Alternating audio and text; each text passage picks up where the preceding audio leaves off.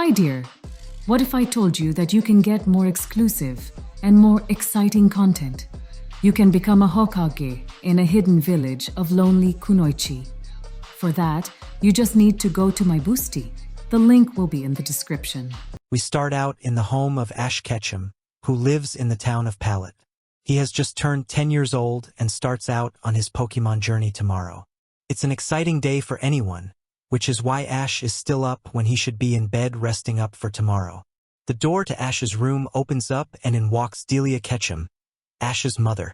Ash, do you know what time it is? Delia asks. No, I don't. I lost track of the time a while ago, Ash answers. It's way past your bedtime. Now go on and hop into bed, Delia tells Ash. Ah, but Mom, I'm too excited about tomorrow to go to bed now, Ash replied. Can't I stay up a little bit longer? I guess it can't be helped, Delia thinks to herself. Okay, she says. I'll let you stay up, but only if you think about which Pokemon you will choose tomorrow. And she turns on program about the 3 starter Pokemon that a trainer gets to choose from in Pallet Town. There's Charmander, a fire type, Squirtle, a water type, and Bulbasaur, a grass type. Now then, Ash thinks to himself, which one should I choose? Charmander has the firepower to take on any trainer. Then again, Squirtle can help me get across great expanses of water, so that I don't have to wait for boats to travel to islands and back. Then again, Bulbasaur can help me get through dense forests by helping make a path through it. After a few minutes have gone by, Ash thinks, this is a really tough decision. All 3 of them are good starter Pokemon. I guess I'll just head off to bed and sleep on this decision. Now Ash is asleep and dreaming about the 3 Pokemon that he believes he will choose from. Little does he know that he is in for big surprises come tomorrow. Naruto World. Naruto is fighting Sasuke in his Stage 2 Curse Mark form with his own Kyuubi Cloak single tail form. It has been a pretty even fight up to this point. Sasuke is fighting in order to go see Orochimaru in order to receive training from him, and Naruto is fighting to bring Sasuke back to Konoha. Sasuke, Naruto yells as he charges towards Sasuke. I am going to bring you back if it's the last thing I do. Sasuke yells back as he flies towards Naruto. If I have anything to say about it, it will be the last thing that you do. Just before they hit each other, they both turn slightly in different directions and end up missing each other and turn back around to prepare to charge at each other again. I must get strong enough to kill my brother Itachi, and if you refuse to let me go, I will have to kill you, Sasuke yells out. If that is how you feel about this, then let's finish this, Naruto shouts back. I will, Sasuke replies. Naruto and Sasuke stand still for a second. In Naruto's hand, a blue ball of swirling chakra starts to form, and in Sasuke's hand, black lightning starts to form around his hand. Naruto and Sasuke then charge at each other, and just as Naruto reaches Sasuke, he yells out Rasengan and tries to strike Sasuke with it. Unfortunately, Sasuke dodges quickly at the last second, causing Naruto to miss. Sasuke then yells Chidori and hits Naruto right in the stomach, causing Naruto to be thrown back and to be bleeding badly but still conscious and unable to move very far. Sasuke then starts charging up another Chidori and says, nothing personal, Naruto, but I'm going to have to kill you so that you don't interfere with my plan. But I do respect you and therefore will honor you with a quick death by piercing your heart. At that moment, Hinata jumps out from behind some rocks, where she was hiding and watching the battle the whole time. I won't let you kill Naruto-kun. I will protect the man I love at all costs, even my life. Hinata yelled while putting her body between Sasuke and Naruto. To say the least, this shocked Naruto completely since Hinata has always been so quiet before now. To this statement, Sasuke replies, fine. I'll just have to kill you both then, and charges at Hinata and Naruto. I can't let this happen. I really didn't want to use this jutsu since I haven't perfected it yet, but it's the only way to get us both out of here in time, Naruto thought. At this point, Kakashi arrives at the battleground just in time to see that he is too late to stop Sasuke from killing Naruto. Using the last of his energy, Naruto grabs Hinata's leg and forms a hand sign. Just before Sasuke hits Hinata with the Chidori, there's a sudden flash of bright light, and when the light dims down, Kakashi and Sasuke see that Hinata and Naruto have vanished into thin air.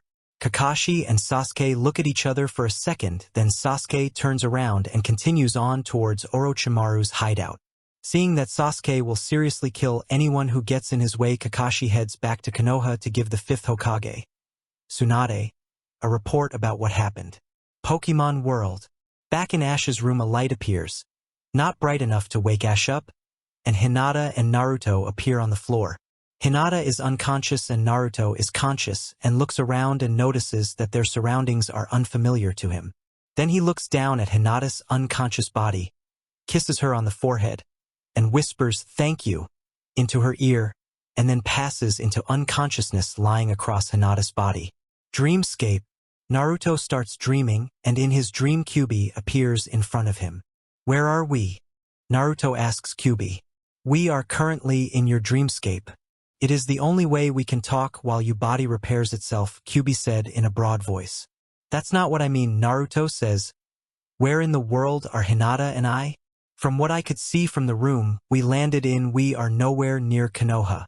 I don't really know where we are, but from what I can figure out from our surroundings, I would have to say that we jumped across dimensions and ended up here," Kyuubi said. Naruto looks questioningly at Kyuubi. "Sorry, you completely lost me." Kyuubi closes his eyes, trying to think of a better way to explain it. "Let's try this." A sudden aerial view of a few islands suddenly appears in front of them. Let's say each of these islands is their own dimensions. They live close together and yet do not know of each other's existences. When you used your teleportation jutsu, there was so much energy behind it that it is like we were shot out of a cannon on one island and landed on another island, Kyuubi explained. "That makes a lot more sense," Naruto says. "One more question. How is it that there was so much energy behind my teleportation jutsu? I was badly injured and my chakra level was low. I shouldn't have had enough energy to do something like this. I'm afraid that was my fault," Kyuubi admits, embarrassed. "You didn't know how low your chakra level was. If you were to have tried to complete the jutsu on your own, you would have died, killing me as well. I had to step in without you knowing about it and provide you with the chakra for the jutsu, but since I was also concentrating on healing your wound so that you wouldn't bleed to death, I accidentally gave you too much chakra, resulting in a supercharged teleportation jutsu and resulted in our appearance in this world." "Okay, that answers the major questions, but now I have a few minor questions," Naruto said. "We still have some time, so go ahead and ask the questions. Remember, in a dreamscape hours can pass in only a few minutes," Kyuubi said as he lays down. "Good," Naruto says. "First, why was it that I was conscious and Hinata was unconscious when we arrived?" "Quite simple, really," Kyuubi said. "Transporting across dimensions really stresses a person's body, and since I was healing you at the time of the transportation, there was less stress on your body, but only enough that you were to stay conscious for a few minutes. Secondly, how long will it take before we can get back home?" asks Naruto.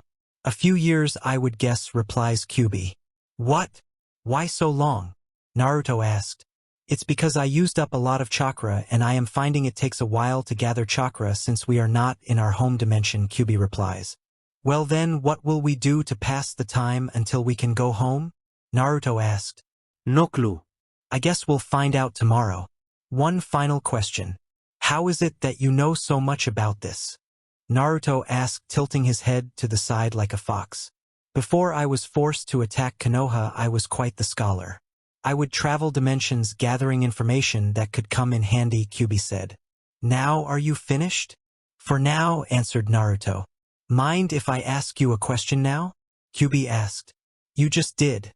"But sure," Naruto said with a grin. "Why did you want to know all of this?"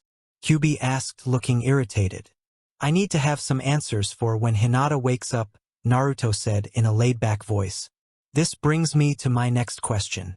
Hinata outright admitted that she loves you, and I want to know, do you return her love?" Kyuubi asked. "I don't know," Naruto replied.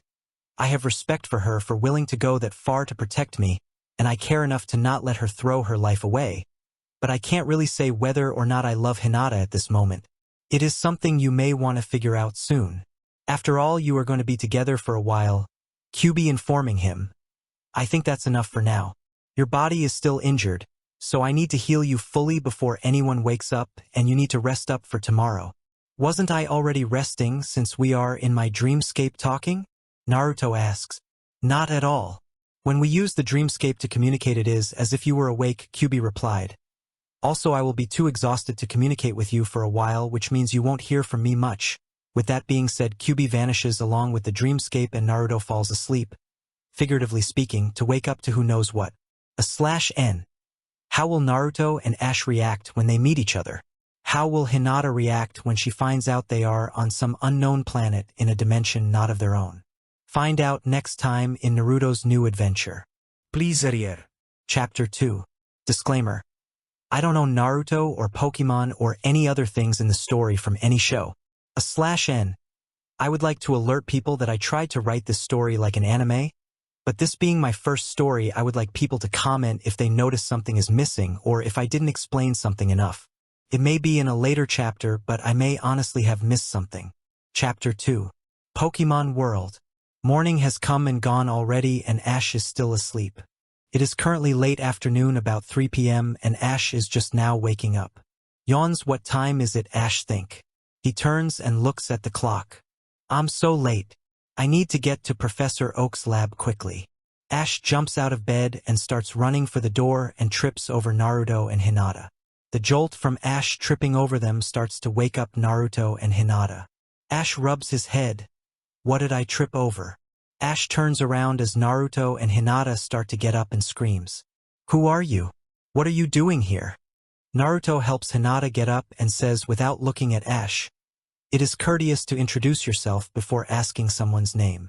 Sorry about that, Ash says apologetically. My name is Ash Ketchum. That's better, Naruto says.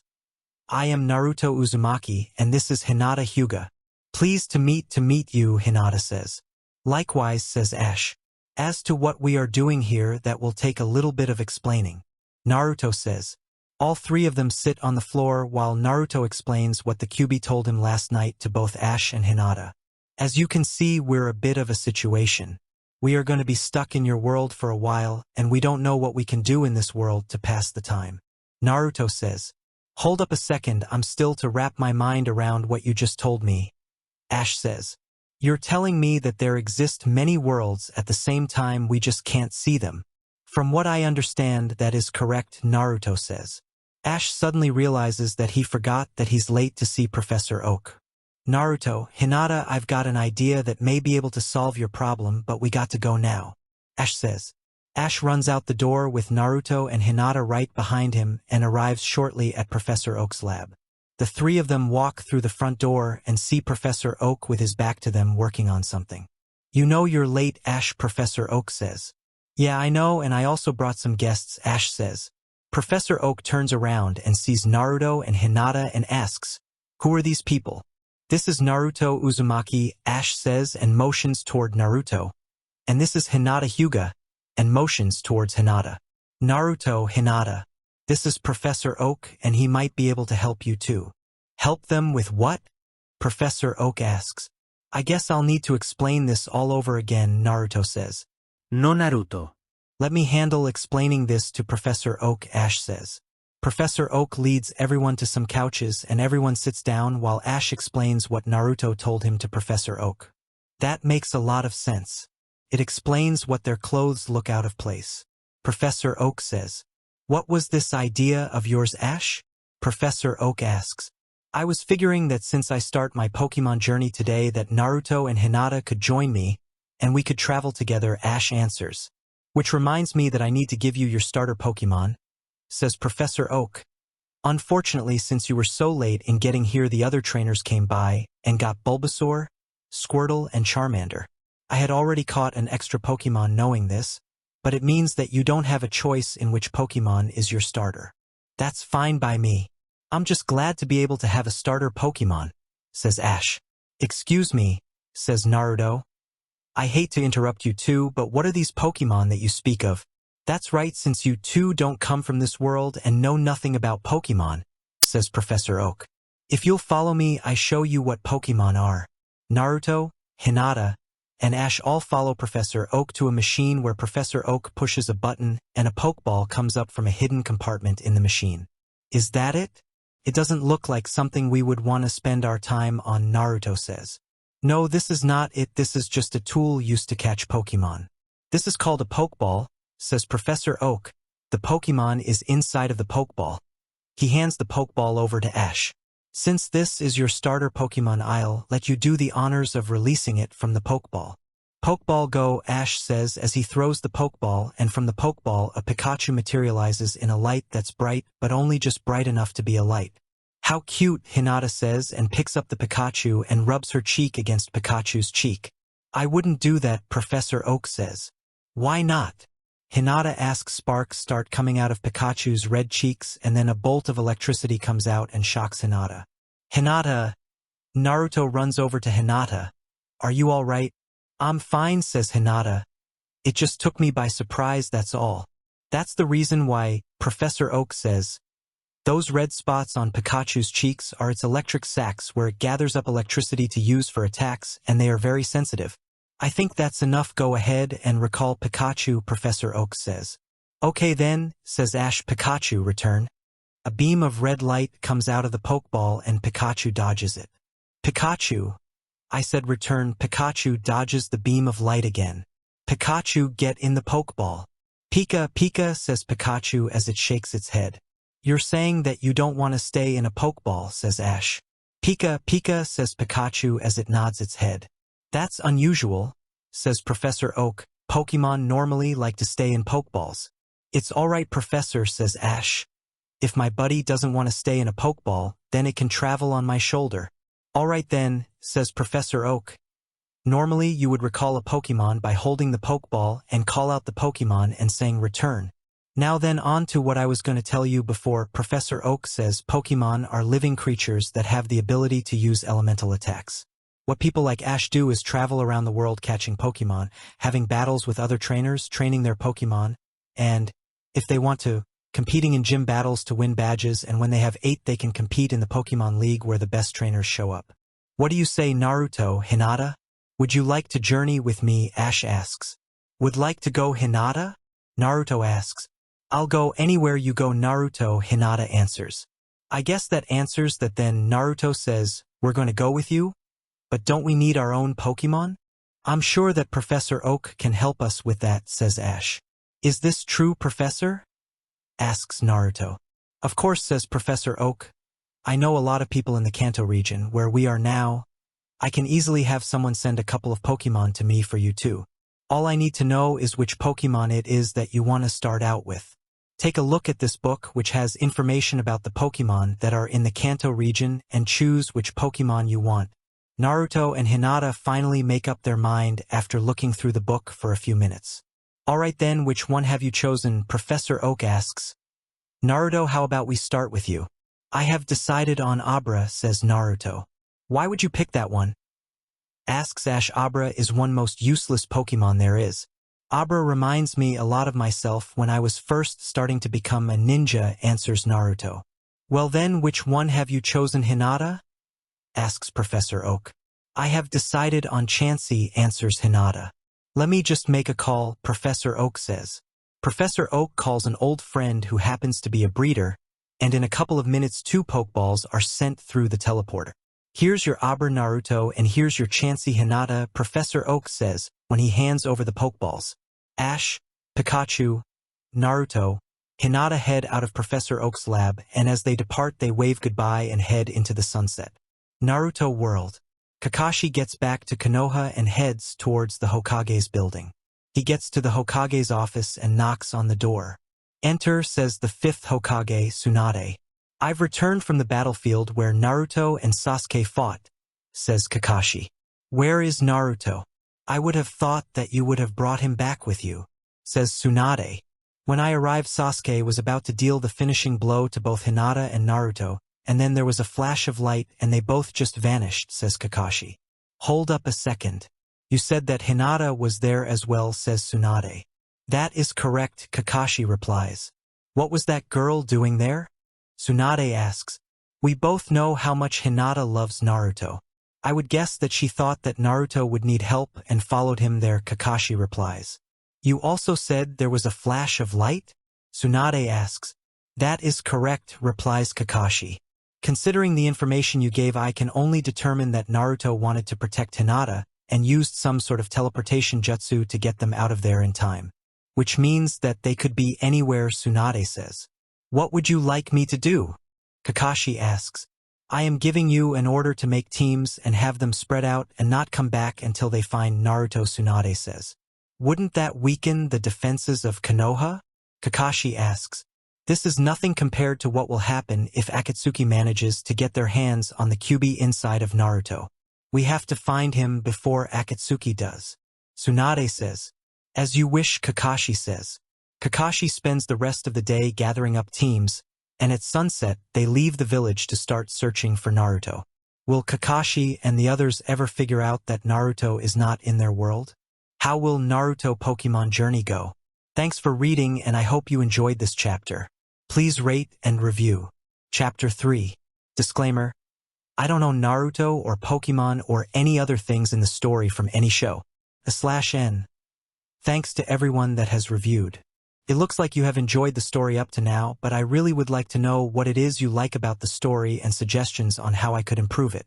Come on, it's my first story like this, so there has to be something that I can improve upon. Chapter 3. Pokemon World. Naruto, Hinata, Ash, and Pikachu have made it to the outskirts of Pallet Town, and as the sunset turns the day into twilight, they hear someone running up from behind them. They turn around to see Professor Oak running towards them. What are you doing here, Professor? Asks Naruto.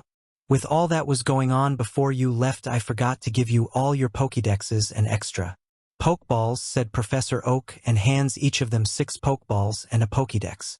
What are these for? Asks Naruto. The Pokeballs are used for catching more Pokemon, and the Pokédex gives you information on the Pokemon you meet, Professor Oak says. Also, you can only carry 6 Pokemon with you, so when you have caught your 7th Pokemon, the Pokeball will be teleported to me.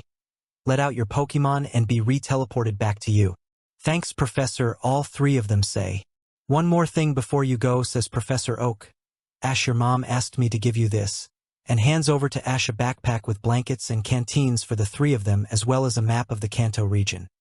Your mother asked me to give these to you. It seems strange that she was prepared with 3 sets of items, Ash says. It's as if she knew I had fellow travelers. Of course she knew, Professor Oak says. After I told her, that is. That was thoughtful of you, Hinata says. Someone has to make sure that you have what you need, Professor Oak says. Seriously though, thank you, Professor. Naruto says. Anything else for us before you head back? My full name is Samuel Oak. Just call me Sam, Naruto. There's no need to be so official, Professor Oak says. I'll try, Naruto says. Also, since we are still pretty close to Pallet Town, there aren't too many wild Pokemon. I wish one would appear so that I could teach you how to catch Pokemon, Sam says.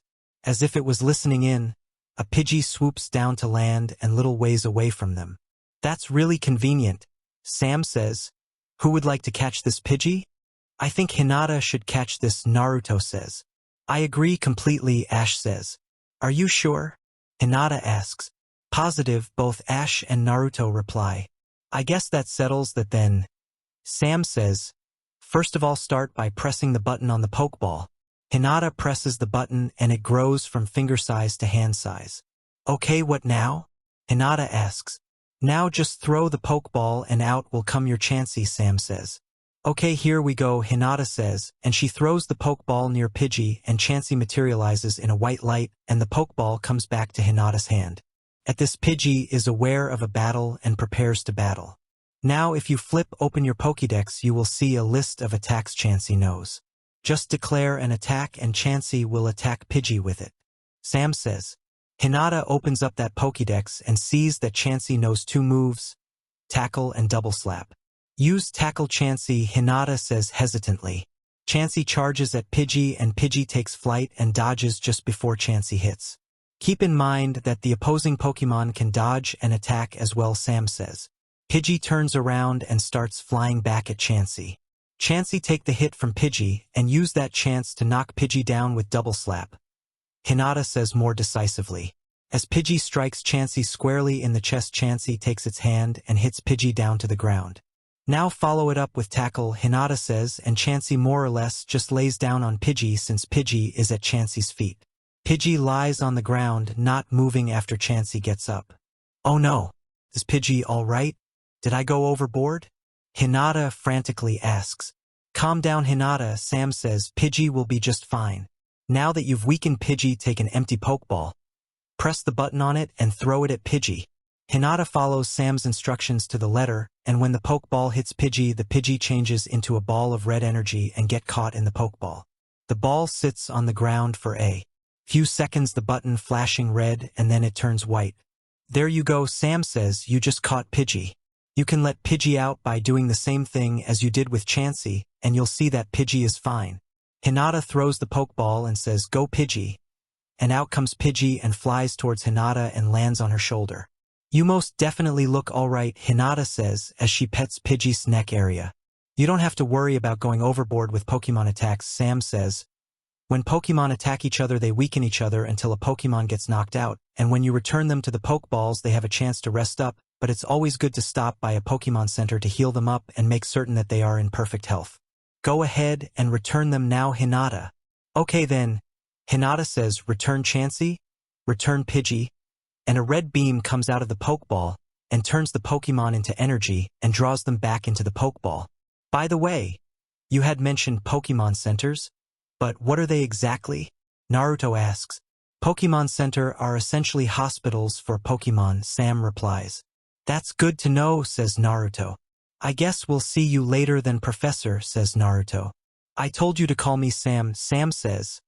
And yes, I'll be seeing you later. Ash, Pikachu, Naruto, and Hinata depart from Sam and head off towards some wooded area. By this point, it has gotten quite dark. By the time they reach the woods, it has gotten so dark that you can only make out basic shapes from the shadows. It looks like it's about time to set up camp, says Ash as he stops at an area where the trees circle around them, leaving an area of open sky above them. Let's go ahead and gather some twigs for kindling and some firewood, says Ash, and all three of them start gathering up wood in order to start a fire. I'll go ahead and make the fire, says Ash. How about you go find some food for us, Naruto? Sure thing, Naruto says, as Ash makes the fire by using the old-fashioned method of creating a spark by rubbing a twig against a log with a little bit of grass and some twigs in it to make a small fire to be built up. Naruto goes outside of the circle of trees so that Ash does not see what he is doing and makes a hand sign and whispers shadow clone jutsu and makes a few clones to go searching for food. A few minutes later, all the clones come back to the original spot where Naruto had first made the juts with what food they gathered, and Naruto dissipated the jutsu. Naruto enters into the circle of trees and says, I managed to find some apples for us to cook and eat. That's good, says Ash. Go ahead and put them next to the fire, and we'll separate them up for everyone to eat. Naruto sets down the apples and they all start dividing them up between them. Including our Pokemon, I would guess that we would need 1 apple each for Pikachu, Abra, and Pidgey, and we'll need 2 apples each for you, me, Hinata, and Chansey. That uses up 9 of our 18 apples, says Ash. It looks like we've got enough for dinner tonight and breakfast tomorrow. Good job, Naruto. Thank you, says Naruto. Let's go ahead and bring out our Pokemon and have our meal then, says Ash. Let do it, Abra, Naruto says as he releases Abra. Come on out, Chansey and Pidgey, Hinata says as she releases them both, and Pidgey decides to roost on Hinata's shoulder after being released. Here you go, Ash says as he gives out the apples to everyone. Naruto, do you mind if I borrow one of your kunai to cut up this apple? Hinata asks. Of course not, Naruto replies and hands over one of his kunai from his weapon pouch. Hinata starts to cut up the apple into small enough pieces for Pidgey to eat and feeds them to Pidgey. You like that, don't you? Hinata asks Pidgey, and Pidgey answers with a chirp and a nod of its head. After everyone has finished eating, they recall their Pokemon, put out the fire, and make their beds by leaning up against a tree and covering up with one of the blankets. Hinata waits for everyone else to go to sleep, and after that she goes up to the tree where Naruto is sleeping and decided to put her head on Naruto's shoulder and fall asleep. This wakes Naruto up, and seeing Hinata asleep on his shoulder, he decides to not wake her. Instead, he out his head on the side of her head and falls asleep. A few hours later, something wakes Naruto up and gets up and sets up Hinata up against a tree. He then walks over to the outskirts of the circle of trees. Hinata wakes up and goes over to Naruto and asks, "What's wrong, Naruto?" "I don't know," replies Naruto. "Something just seems off."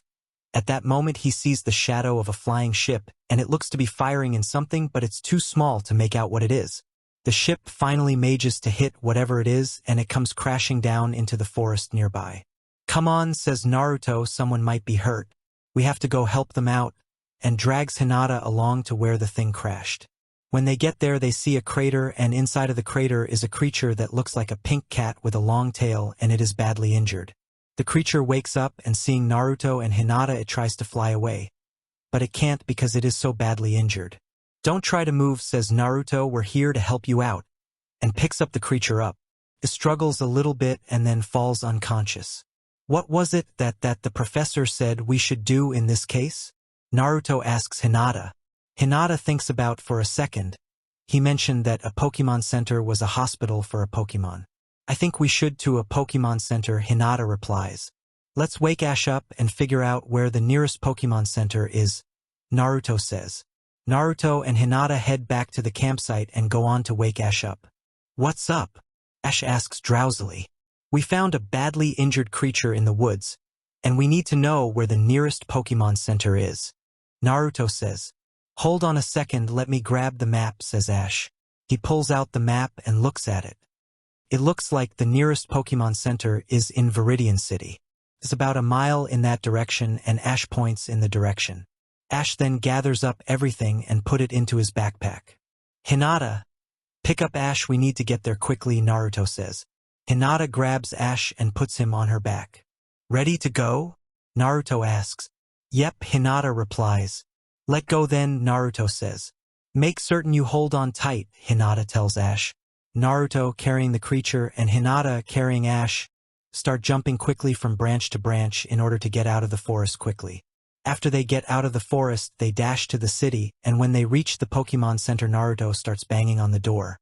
"Open up," Naruto yells. "We've got an emergency here. My name is Nurse Joy, and what's going on here?" Nurse Joy asks as she opens up the door. "We've got a badly injured creature here," Naruto replies. Nurse Joy looks at the creature and says, "You're right about that. Chansey, bring in the stretcher fast," and a pair of Chanseys come in with a stretcher. "Take this creature to the ER stat." "Hold on one second." They all hear a voice come from the other room. A female officer stands up and starts walking across the room. "I'm Officer Jenny, and I need to take a look at that creature." Officer Jenny takes a look at the creature and says, "This is the legendary Pokemon Mew. You're all under arrest," and brings out the handcuffs. The Chanseys continue taking Mew to the ER. "What for?" asks Naruto. "We've had reports of a team of Pokemon hunters going after Mew, therefore, since you are bringing Mew in, you must be the Pokemon hunters," Officer Jenny says. "That's not true at all," Hinata says. "We found this Pokemon in a crater after someone shot it down." "A likely story," says Officer Jenny. "If you can't prove that you're not the Pokemon hunters, I'm going to have to take you in." "I don't think we can prove that," Naruto says. "All we have are these." And Naruto pulls out the Pokeballs and Pokédex. "Ah, a Pokédex," says Officer Jenny. "This should prove who you are. Do you other two have a Pokédex?" Officer Jenny asks. "Yes," both Ash and Hinata say, and they both pull out their Pokédex. "Okay, let's take a look here," Officer Jenny says. "We have one Ash Ketchum, one Naruto Uzumaki, and one Hinata Hyuga. Everything looks to be in order." Officer Jenny hands each of them back their Pokédex and apologetically says, "I'm very sorry about judging you like that. We already had an incident where one of the Growlithes that we were training got stolen from us, and I'm on edge." "It's all right, we understand," Hinata says. "I really hope that Mew is going to be okay," Naruto says. "I'm certain that we are all worrying about Mew," Hinata says. Hinata and Naruto now wait outside the E.R and wait for news on Mew. Mystery flying ship. "I'd hate to tell the leader what happened," Mystery Man says. "You're not the only one," Mystery Woman says. "Whether or not you want to, we have to tell the leader because he's going to cheek in soon," Mystery Pokemon says. A minute later, a screen turns on and the shadow of a man appears on the screen. "Have you managed to capture Mew yet?" Shadowman asks. "We have good news and bad news," Mystery Man says. "The good news is that we managed to shoot down Mew and badly injured it," Mystery Woman says. "The bad news is that when we got to the place where Mew crashed, Mew wasn't there," Mystery Pokemon says. "How dumb can you be?" Shadowman asks. If Mew wasn't where it crashed, it either means that Mew flew away or that someone found Mew first. Since Mew couldn't possibly fly away, it means that someone found Mew first. If they were to find Mew in that condition, they would obviously take it to the nearest Pokemon Center to be healed. Shadow Man says. Now then, which Pokemon Center is closest to you? Shadow Man asks. That would be the one in Viridian City, Mystery Man says. Then go there and get Mew, Shadow Man says, and the screen turns off. Isn't Viridian City where we took the Growlithe from? Mystery Pokemon asks. That's right, Mystery Woman says. Won't they be in for a surprise when they see us again? Mystery Man says. Set course for Viridian City, Mystery Woman says. Mystery Pokemon says. The mystery flying ship, which looks like a zeppelin, turns around and starts heading for Viridian City, and the sun starts to rise, and on the side of the ship there's a giant red R. Naruto World. A whole day has gone by of searching for Naruto has come and gone without any sign of Naruto. Further down the path there's one of the Akatsuki, Itachi Uchiha. Itachi senses the approach of one of the searching teams and hides from them. The search team stops right by where Itachi hid. Man, there's no sign of that Naruto. Uzumaki Jounin 1 says. You heard the Hokage. We need to find Naruto before Akatsuki does, Jounin 2 says. Quit chatting, you two, Jounin 3 says. Remember that anyone could hear us. Besides, we have a large area to search. The Hokage said that Naruto could be anywhere in this world. Let's get back to searching now. The three Jounins head off, leaving Itachi all by himself. This is an interesting bit of information. Itachi thinks to himself, I'd better tell the of Akatsuki about this, and Itachi calls a meeting of all the Akatsuki using a special communication jutsu. What's up, Itachi? Kisame Hashigaki asks. I've got some big news, Itachi says.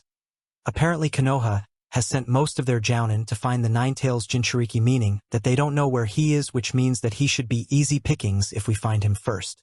You're completely right, Itachi. Akatsuki's leader says. Every Akatsuki member is to abandon their current mission and search for the Ninetales Jinchuriki. That's an order. This meeting ends now. Every Akatsuki member breaks communications and head out to search their own individual areas. Will Mew be alright? Who is this mystery team after Mew? /N. Although you probably figured it out by now. Will Akatsuki or KONOHA be the first to figure out that Naruto is no longer a part of their world? The only way to find out is to keep reading. Please rate and reply. /N. In case anyone is wondering, there's a time dilation between the two worlds. Time does not travel at the same speed in both worlds. Chapter 4. Disclaimer. I don't know Naruto or Pokemon or any other things in the story from any show. /N. First of all, I would like to thank Barrack 10 for recognizing that I had missed something extremely important that happened in the Pokemon anime and fixed it up in this chapter. BYT, for all extreme Pokemon fans, you will notice that the timeline is slightly off. I was writing a timeline based on my memory of the first episode of Pokemon, and it was flawed, so I did my best to fix it. Although you could just easily say that I did it because I was trying to be original. I try my best to get something in my story that I may have missed in the original writing of the chapter. If any of you notice anything that I missed and are worried about putting a review of it where many people can see it, then just PM me, as well as if you have questions about something. Enough of this ramble, on with the story. Chapter 4. Pokemon World. A few minutes before sunrise, we see Nurse Joy step out of the ER with Mew flying right next to her, and she looks over and sees Naruto and Hinata fast asleep on the bench leaning against each other. That's sweet, Nurse Joy says. It looks like they really cared about whether or not you were okay. I'm sure that they'll be pleased to know that you're all healed up. Mew flies over to them and pats them both on the head. Both Hinata and Naruto stir but don't wake up. Nurse Joy and Mew head towards the entrances and go outside, where Ash is outside just staring at the sky with Pikachu on his shoulder. What are you doing out here? Nurse Joy asks. I couldn't sleep much, Ash says. So I came outside to get some fresh air and to see the sunrise. That's good, Nurse Joy, and looks at the ground. It should be a good sunrise since it was raining while Mew was healing, but has cleared up now. How is Mew doing? Ash asks. Mew is perfectly fine, Nurse Joy says as Mew flies out from behind her as flies in front of Ash. I came out here to release Mew since Mew's a wild Pokemon and I wouldn't feel right about keeping Mew here. That's very nice. Ash says. Goodbye, Mew, it was a pleasure to meet you. Mew flies off waving goodbye to Ash and Nurse Joy. After Mew leaves their sight, she says, I might as well get breakfast ready. Ash, would you like to help? No thanks, Ash says. I still have yet to see the sunrise. Okay then, Nurse Joy says and heads into the kitchen to start cooking. A few minutes later, the sun starts to rise over the horizon. Wow, it really is a beautiful sunrise. Ash says, it's too bad Naruto and Hinata are missing this. When the sun is halfway risen, a rainbow appears in front of Ash and Pikachu. What a beautiful rainbow, Ash thinks. Another minute later, a figure appears in the sky heading towards Ash and Pikachu. When it gets close enough for Ash and Pikachu to see clearly, they see that it is a giant golden-looking Pokemon, and it flies right over the Pokemon Center. What was that? Ash asks Pikachu. Pika, Pikachu says and shrugs its shoulders. Let's go back inside and see if Nurse Joy needs any help in the kitchen. Ash says, and they walk inside. Nurse Joy hears Ash and Pikachu come inside and asks what happened. All of a sudden, everything went dark for a second. A giant flying Pokemon flew over the Pokemon Center. Ash says, it looks just like the Pokemon in the bottom right corner of Pokemon photos behind your desk in the lobby. That explains a lot, Nurse Joy says. Do you know the name of that Pokemon? Ash asks. I'm sorry, I don't, Nurse Joy says. That's okay, Ash says. Would you like some help in the kitchen? He asks. Sure, Nurse Joy replies, and Ash joins her in the kitchen, and Pikachu waits at one of the tables in the kitchen area. A few minutes later, the door opens up and Officer Jenny walks in. How was your night? Nurse Joy asks. Lousy, Officer Jenny replies. I have no clues about the thieves who took our Growlithe and stayed up worrying about what they might be doing to it. You need to relax a little bit, Nurse Joy says. How about a cup of herbal tea? She asks. I would love a cup of herbal tea, Officer Jenny replies. Nurse Joy makes a pot of herbal tea and brings a cup over to Officer Jenny. How's Mew doing? Officer Jenny asks as she sips her tea. Mew is just fine, Nurse Joy says. It healed up quicker than I thought. By sunrise, Mew was fully healed, and I took Mew out and released it into the wild. What? Why'd you do that? Officer Jenny asks. I didn't feel right about keeping it here when it's a wild Pokemon, Nurse Joy says. Don't you understand that if the hunters get their hands on Mew, that anything could happen, Officer Jenny says. I understand that, Nurse Joy says. But I need to follow what I think is right, and therefore I had to let Mew go. If anything happens because of this, you're the one who's at fault, Officer Jenny says. I gladly accept the consequences of my action, Nurse Joy says. That is, if there turn out to be any. That's enough about that subject, Officer Jenny says. How are Naruto and Hinata doing? She asks. They're doing fine, Nurse Joy says. Or at least that's what I think. They're still asleep and therefore haven't had a chance to talk to them. They must have been tired from yesterday, Officer Jenny says. I would agree with that, Nurse Joy says. As Ash gets close to finishing up the cooking, the smell fills up the room. Something smells good, Officer Jenny says. What are you cooking back there? She asks. A classic breakfast of eggs, bacon, and toast, Ash replies. Will it be done soon? Officer Jenny asks. A few more minutes and everything will be done, Ash replies. Meanwhile, in Viridian Forest, something is happening. We see Mew sitting in a tree. Mew looks like it is in thought, and then Mew suddenly takes off and heads back to Viridian City. Back at the Pokemon Center, we see Naruto starting to wake up. What smells so good? Naruto thinks. As he gets up, he lays Hinata across the bench so as not to wake her up. What's going on? Naruto asks as he enters the kitchen area. Hello, sleepyhead. I see you're finally up, Ash says. To answer your question, I was just cooking some breakfast for all of us. That sounds good, Naruto says. Can I go ahead and take a couple of plates for me and Hinata? He asks. Go ahead, I just finished cooking, Ash replies. Naruto grabs 2 plates and brings them out to where Hinata is sleeping still. He sets one of the plates down and shakes Hinata's shoulder. Come on, Hinata. It's time to wake up, Naruto says. Hinata slowly opens her eyes, then sits up and stretches her arms. What's up, Naruto? She asks. Naruto points at that ceiling. That's up, he says with a grin. But never mind that it's breakfast time, and hands her one of the plates. This puts a smile on her face and she starts eating. This is really good, Hinata says. Who made this? She asks. Ash did, Naruto says with a sullen look on his face. Says, I'm sure that Naruto has some feelings for you, he just doesn't know how to express his feelings. I sure hope that is true, Hinata says. Misty says with her left hand on her chin. What is it? Hinata asks. Something just looked wrong for the dress, as if something was missing, but I think I just figured it out, Misty says. What is missing? Hinata asks. It's not that something's missing, it's your hairstyle, Misty says. You're wearing your hair up, and for a dress you should have your hair brushed down. Luckily, I have a brush in my backpack for such an occasion, and pulls out a hairbrush from the backpack.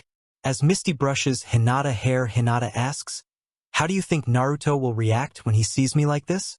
I don't know, Misty says, but I'm just about done brushing your hair. With Hinata's hair being brushed down, it is about shoulder length. There, that looks so much better, Misty says. It's too bad I don't have a mirror in order for you to see yourself. I'm sure it looks perfectly fine, Hinata says. I think we had better head back to the boys. You're right, Misty says and grabs Hinata's clothes that she had changed out of and puts them in her backpack. I'm sure that they're getting impatient. One thing before we go, Hinata says. Where should I put my Pokédex and Pokeballs? She asks. There's a pocket on both the left and right side of the dress close to your knee. They blend in well enough that you won't be able to see them if you're not looking for them, Misty says. You can put your Pokédex in one pocket and your Pokeballs into another. Why don't I just wear the Pokeball belt? Hinata asks. The Pokeball belt just wouldn't look right with the dress, Misty says. How will I keep track of which Pokeballs are empty and which have Pokemon in them? Hinata asks. How about you put your empty Pokeballs in the pocket with your Pokédex and put the ones with Pokemon in them in the other pocket, Misty suggests. Well then, how will I know which Pokemon I'm bringing out? Hinata asks. Misty hesitates for a second. I didn't think about that. We don't have anything to mark the Pokeballs and they're all in one pocket. I guess I could modify the dress to add more pockets to it, so that it's similar to a Pokeball belt, but there's no time to do that now, Misty says to herself. What are you talking about? Hinata asks. Oh, it's nothing, Misty says. I was just figuring out how to solve that problem that you mentioned. There's nothing we can do right now, so we might as well head back to the boys. Let me just put away my Pokédex and Pokeballs before we head out, Hinata says. It takes Hinata a couple of minutes to find the pockets because the way the dress was designed, there's a spot on the dress before it flares out along the legs. There's a line that hides two small zippers. One on each side, and puts her Pokédex and Pokeballs in the right pocket and the Pokeballs with Pokemon in them in the left pocket and start heading back to Naruto and Ash. Meanwhile, back at Naruto and Ash, Naruto is starting to get impatient. Right now he has his arms crossed and has started tapping his left foot. What's taking those girls so long? Naruto asks. Who knows? Ash replies. Girls tend to take a long time when they are together. You just need to be patient. It's not that I'm impatient, it's just that I don't like standing around doing nothing when I could be training, Naruto says. How about we have a Pokemon battle while we are waiting for them to show up, Ash says. You're on, Naruto says. Misty and Hinata arrive at the tree where, on the other side, Ash and Naruto are about to have a Pokemon battle. Now then, you wait here until I introduce you, Misty says. Is all this really necessary? Hinata asks. No, I guess not, Misty says. But it will be more fun to see Naruto's reaction after I introduce you. I too wonder about how Naruto will react when he sees me like this, Hinata says. That means we're doing this? Misty asks. Let's do it, Hinata replies. Misty comes out from behind the tree and sees Naruto and Ash getting ready for a Pokemon battle. What do you think you're doing? Misty asks. Oh, you're back, Naruto says. We were just about to have a Pokemon battle while waiting for you to show up. I'm so glad you could entertain yourselves, Misty says sarcastically. What's with the sarcasm? Naruto asks. I'm slightly upset that you couldn't wait 20 minutes for us to get back, Misty says. Really, it's only been 20 minutes, Naruto says. It felt more like an hour to an hour and a half had passed. Yeah, it's only been 20 minutes, Misty says. By the way, where is Hinata? Naruto asks. She's back behind the tree waiting for me to introduce her, Misty says. Since we spent most of the time improving her look, we wanted to make sure we had your full attention before she came out. Misty turns around and yells at Hinata, You can come on out now, Hinata. And Hinata steps out from behind the tree. As soon as Naruto sees Hinata, his jaw drops. Hinata, is that you? He stutters. In the flesh, Hinata says, what do you think? She asks, blushing slightly. I think that you're drop-dead gorgeous, Naruto replies. And speaking of which, good night, he says, and then passes out. Oh no, what have I done? Hinata asks, terrified, and runs over to where Naruto's unmoving body lays. Don't worry, Ash says, he'll be just fine. He just passed out, that's all. Hinata kneels before Naruto and starts shaking him. Come on and wake up, Naruto, she says. Naruto starts waking up. Still groggy, he says, am I dead because I see an angel in front of me? And then he becomes fully awake and says, oh, Hinata, it's you. What happened? He asks. That's what I was going to ask. Hinata says, you had me so worried, and hugs him tightly, and Naruto passes out again. Wake up, Hinata says, and starts shaking him like a rag doll. Naruto suddenly wakes up and says, I did it again, didn't I? Yes, you did, Hinata says, now don't do it again. You already had me worried the first 2 times. Why would you even faint? Hinata asks. I guess I must have been in shock from seeing your immense beauty, Naruto says. Come on now, Naruto. Hinata says, no matter how beautiful I am, you shouldn't have passed out. It just makes no sense. There must be something wrong with you. Not quite, a voice says in Naruto's head. Is that you, Kyuubi? Naruto asks in thought form. Who else could it be? Kyuubi replies. I don't know, Naruto thinks. I could be going crazy. Well, you're not, Kyuubi thinks. I thought that you would be out of commission for a while, Naruto thinks says. I was supposed to be, but something happened, and now I have enough energy to be able to communicate with you, Kyuubi thinks says. Do you know what happened? Naruto think asks. There was a sudden surge of chakra within both you and me, Kyuubi think replies. It was so sudden that a bit of my chakra leaked from me into you and your body couldn't handle it, which caused you to pass out, Kyuubi think says. Do you have any clue why that happened? Naruto think asks. My guess would be because of what you felt when you saw Hinata dressed like that, Kyuubi think replies. Thanks, Naruto think says. I'll let Hinata know so that she doesn't continue to worry. Good luck, Kyuubi think says. Good news, Hinata, Naruto says. What is it? Hinata asks. I'm perfectly alright, Naruto replies. Apparently I passed out from an overload of chakra. How could that happen? Hinata asks. This is how it happened based on what the Kyuubi could figure, Naruto says. When I saw you dressed like that, I felt something that apparently I can't explain, but I reacted by creating a lot of chakra within both the Kyuubi and I, and since it caught the Kyuubi off guard, the chakra leaked from him to me, so that there was enough chakra to overload my body and knock me out. That's a relief, Hinata says and hugs Naruto again, and Naruto passes out again. He wakes up soon afterward and says, I would suggest not hugging me like that for a little bit. It seems to be the main source of my emotion. I'll try to restrain myself, Hinata says. Hinata helps Naruto, and to Ash she says, Naruto's all right. We'll go ahead and head out now, and starts walking next to Naruto in a direction. When Hinata and Naruto are out of sight and earshot, Ash turns around to face Misty and says, You planned this, didn't you? I didn't plan for Naruto's passing out, Misty says, but my plan for them to grow as a couple did work. Even if it was only by letting Naruto know that he has intense feelings for Hinata. I wish I knew how you had time to plan all of this, Ash says. Let's just say that I've been watching you from the very beginning, Misty says. You're not going to say any more, are you? Ash asks. Nope, Misty replies. They start walking off in the opposite direction, and as walking, Misty thinks, there is one other thing that I didn't plan for. I didn't plan on having feelings for Ash. Naruto and Hinata walk until they find a lake and start training near the shore of the lake, and Ash and Misty walk until they find a clearing and start training. Back at the area where Team Rocket is, their ship finally appears overhead. Meowth walks over to both Jesse and James and shakes them to try and get up. Come on, Meowth says. The ship's here and it's time for you two to get up. Jesse and James finally wake up and yawn. How long were we asleep for? They ask. A couple of hours, Meowth says. Exactly as long as I said it would take for the ship to get here. Jesse and James walk right over and stand beside Meowth. Go ahead and call our transport to the ship, Meowth, James says. Here we go, Meowth says and pushes another button on the remote. On the bottom of the ship, a circular compartment opens up and a set of rings come down surrounding Jesse, James, and Meowth and transports them up to the ship.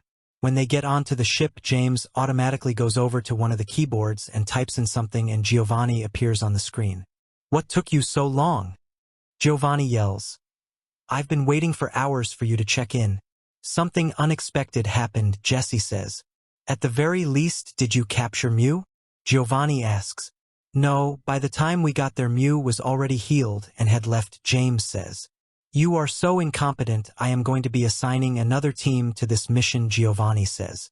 "Hold on 1 second, Meowth says. "This was not our fault. We even knew that you would be upset, so we tried to steal some Pokemon for you." "Oh really? That's a different matter than," Giovanni says. "What Pokemon did you steal for me?" he asks. "None," James says. "We were badly defeated and lost the Growlithe that we had caught." "It seems that all you are giving me," Giovanni says. "If you can't give me any good news, I am sticking to what I originally said. One piece of good news is that the mind control device works, but the design is a little too large since it was easily taken off of the Growlithe," Jesse says. "That's not good enough to make me change my mind," Giovanni says.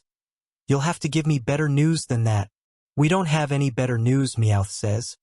"But we do have some interesting news." "Okay. I'll bite," Giovanni says. "What is the interesting news?" he asks. "We saw a person using Pokemon attacks," Meowth says. "You're right, that is very interesting news," Giovanni says. "If it is true, why would we lie to you?" James asks innocently. "In order to try to stay on the mission," Giovanni says. "But it didn't work. You're still off the mission." "What? Why?" Jesse asks. "I am giving you a more important mission," Giovanni says. "Since you three are the only one to see this person, I am giving you the mission of tracking down this person and bringing her in so that we can study her.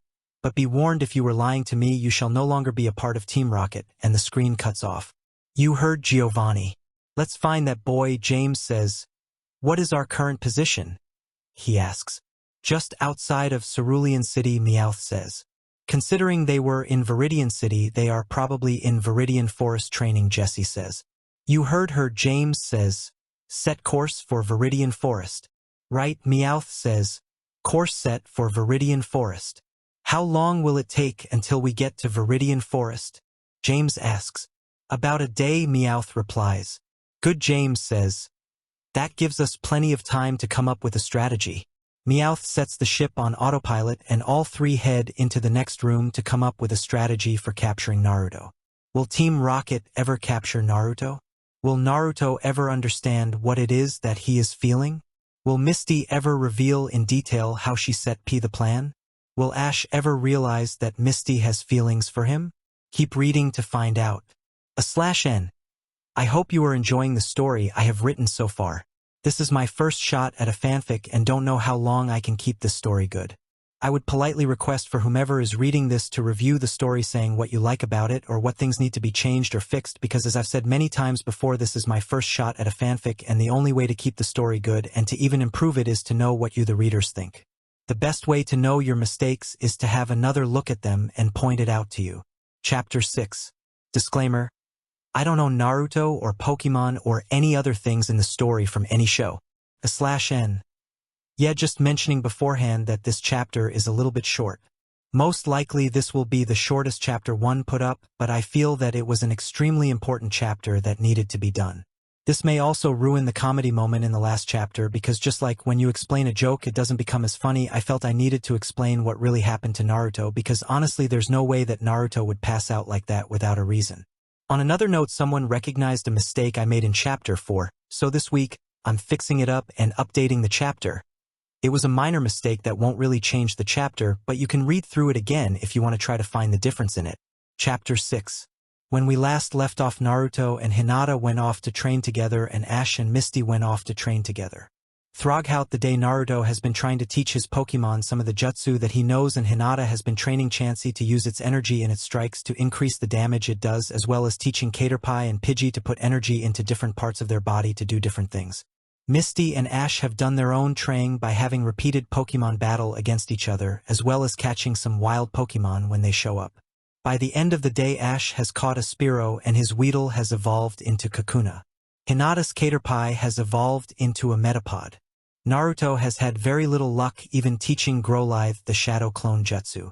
The sun falls on our groups and they start setting up camp and get ready to head off to bed.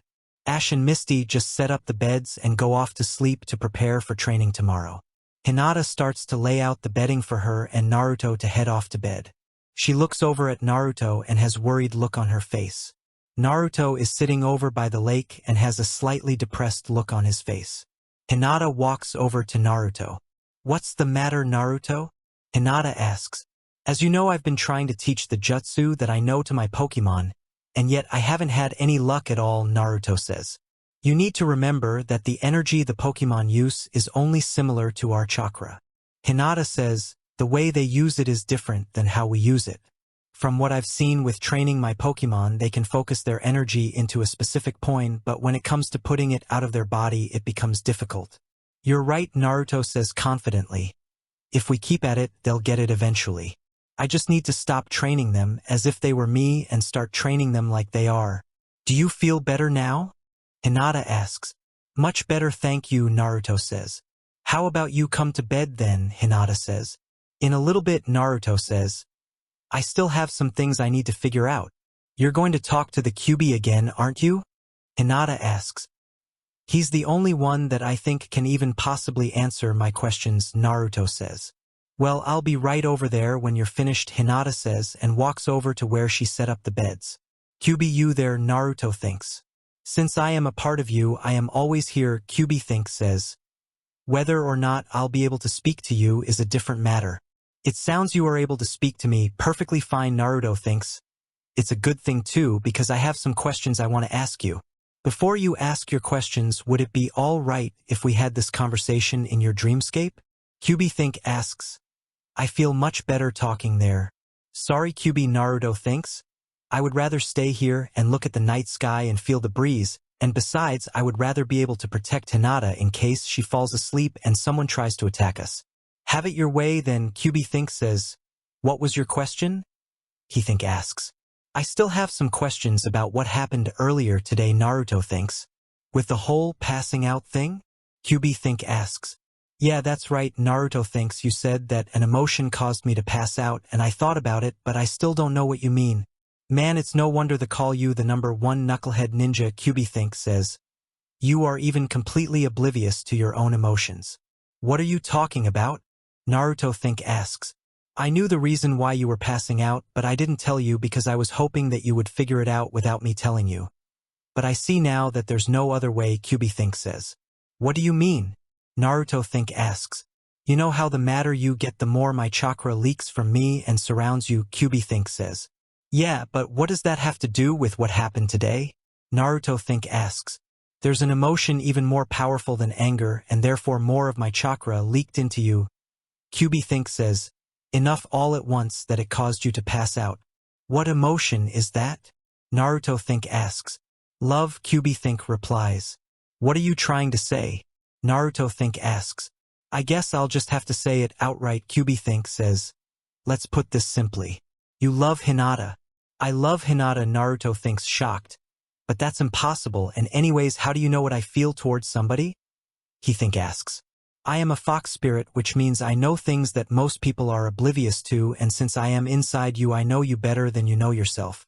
"Really?" Naruto thinks. "If that is true, then show me proof that I had any feelings for Hinata before now." "Remember the day of the main matches of the Chunin exam?" QB think asks. "Yeah," Naruto thinks so. "You went to the training ground where you became a genin and Hinata was there." QB think says, "You were feeling depressed because you thought that you couldn't beat Niji and Hinata happened to be there and gave you the greatest speech ever which cheered you, and as you were walking away you said, 'I like people like you.' You outright admitted that you liked Hinata." "Yeah, as a friend," Naruto thinks. "You know that's not true. You said it with such truth and passion that it can only be more than friendship," QB think says. "Whatever," Naruto thinks. "You're crazy." "No," QB think says. "You're just in denial." "I'm tired of talking to you," Naruto thinks. "Until you accept your feeling, then you'll keep fainting whenever Hinata does something passionate for you," QB think says. Just think about what I said, and you'll see that what I said is true. Good night, Kyubi, Naruto thinks. Good night, Kyubi says. And I wish you luck. With what? Naruto asks. With accepting your true feelings for Hinata, Kyubi replies. I already told you we're just friends, Naruto thinks. Sure, Kyubi says with a mental smirk. Good night, Naruto thinks and cuts off communications with Kyubi. Naruto gets up and walks over to where Hinata set up the beds and all the while grumbling to himself. Darn Kyubi trying to tell me what I feel. Who does he think he is? When Naruto reaches the bed, he sees that Hinata already fell asleep under her blanket. I guess she was really tired, Naruto thinks. Naruto gets under his blanket and tries to fall asleep, but he has trouble falling asleep because his conversation with the Kyubi keeps replaying in his head, and even when he does fall asleep he rolls around constantly as if having a bad dream, and then he rolls over and bumps into Hinata and puts his arm around her and finally relaxes. They both sleep soundly. Naruto hugging Hinata. Back on Team Rocket's ship, Jesse, James, and Meowth finish up their meeting. Do we all understand the plan? James asks. Yep, Jesse and Meowth replies. That's good, James says. Now when will we arrive at Viridian Forest? He asks. Unfortunately, we will arrive at about lunchtime tomorrow, Meowth says. What are you talking about? James asks rhetorically. It is quite fortunate. It gives us plenty of time to find that boy and then to set up our plan. He says, meanwhile, put up the cloaking shield. We don't want him to know we're there. The hull of the airship starts to shimmer and then disappears. Cloaking shield up, Jesse says. Good, then let's get some sleep. We'll need to be well rested to execute this plan, James says. Right you are, Jesse says. Good night, Meowth says. Jesse, James, and Meowth each head into their own room on the ship, jump into bed, and fall off into dreamland. What is Team Rocket's plan? Will Naruto ever admit his true feelings to either himself or Hinata? Keep reading to find out, and I would politely request for whomever is reading this to review the story saying what you like about it or what things need to be changed or fixed. Chapter 7. Disclaimer. I don't know Naruto or Pokemon or any other things in the story from any show. /N.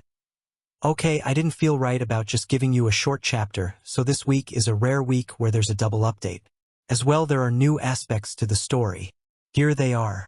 Speak, Mew telepathically talking or private thinking with one person. Depends on the situation. Speak, Abra telepathically talking or private thinking with one person. Depends on the situation. Come on, I did need to distinguish between Abra and Mew somehow. If you're confused about this, just read and find out. Chapter 7. The sun rises on our characters. Ash and Misty wake up and continue training. Hinata starts waking up and notices that Naruto is hugging her and is still asleep. This is nice, Hinata thinks. I would like to stay like this a little bit longer, but I think it would be better to wake him up now. Hinata starts shaking Naruto and says, Come on, Naruto, it's time to wake up. Naruto starts waking up and drowsily asks, Hinata? Where are we and what am I doing? Hinata replies, What you are doing is hugging me, and you obviously must not be fully awake if you forgot where we are. Naruto, now fully awake, says, Of course I remember where we are, but why am I hugging you? Don't you know? Hinata asks, You're the one who did it. I must have done it in my sleep because I didn't hug you before I fell asleep. Naruto replies, Well, perhaps your subconscious is trying to say something, Hinata says. What would my subconscious be trying to tell me? Naruto asks while thinking, Kyubi, did you do this? You know I can't control your body, Kyubi replies. I think you know exactly what your subconscious is trying to tell you. Hinata says while thinking, Take your time, Naruto, I can wait. If what you're trying to insinuate is that I have romantic feelings for you, then you can quit thinking that because I don't. Naruto says while thinking, Kyubi is right, I do love Hinata, but I can't admit that to her. We are too young to be having a romantic relationship. That hasn't stopped her from trying to have a romantic relationship with you, Kyubi says. Hey, I didn't say you could listen to my thoughts, Naruto thinks. Any thoughts that you don't want me to hear, you had better block my connection to you, Kyubi says. Naruto forcefully blocks the connection between him and the Kyubi without bothering to answer back. Well, are you ready to get back to training? Naruto asks. First of all, you need to stop hugging me and let me up, Hinata says. Naruto frantically takes his hands off of Hinata and puts his hand behind his head rubbing it, as he does when he's really embarrassed, and says, "Sorry about that." Hinata replies, "There's nothing to be sorry about, I quite enjoyed it," and blushes slightly. Naruto and Hinata don't say anything for about a minute, and then Naruto says, "I am going to start training with the basics for chakra control. Hopefully, if they can learn that, we can go on to more complicated stuff." "Good luck with that," Hinata says. "I am going to be training my Metapod, so that hopefully it will evolve into something else, as well as train Pidgey and Chansey." Naruto grabs his 3 Pokeballs, presses their buttons, and throws them, saying, "Come on out, Abra, Growlithe, and Mew," and all 3 come out in a flash of light. "We are getting down to basics. Growlithe, I want you to use the energy inside of you and put it into your paws and use it to walk up the tree," Naruto says. "Here, let me show you," and makes a hand sign putting chakra into his feet and walks up the tree easily. "There, just like that." "Growl," Growlithe says, and tilts its head in a questioning look. Naruto opens back up his connection to the QB. "Could I get a little help here?" he asks. Aura, QB thinks, says. "What?" Naruto thinks, confused. "The energy within a Pokemon is called aura," QB thinks, says. "I don't even want to know how you know that," Naruto thinks. Scratch that, I do want to know how you know that, Naruto thinks, changing his mind. "That would be because of me," a new voice chimes in. "He knows it because I know it." "Who is this?" Naruto thinks. "Come on, don't you know?" the voice asks. "I haven't told him yet," QB thinks, says. "Told me what?" Naruto thinks. "Let me handle this," the voice thinks. "Go ahead," QB replies. "I am your Mew," the voice says. "I am speaking to you telepathically." "I didn't know that you could speak telepathically," Naruto thinks. "Yeah, all psychic Pokemon have this ability," Mew thinks.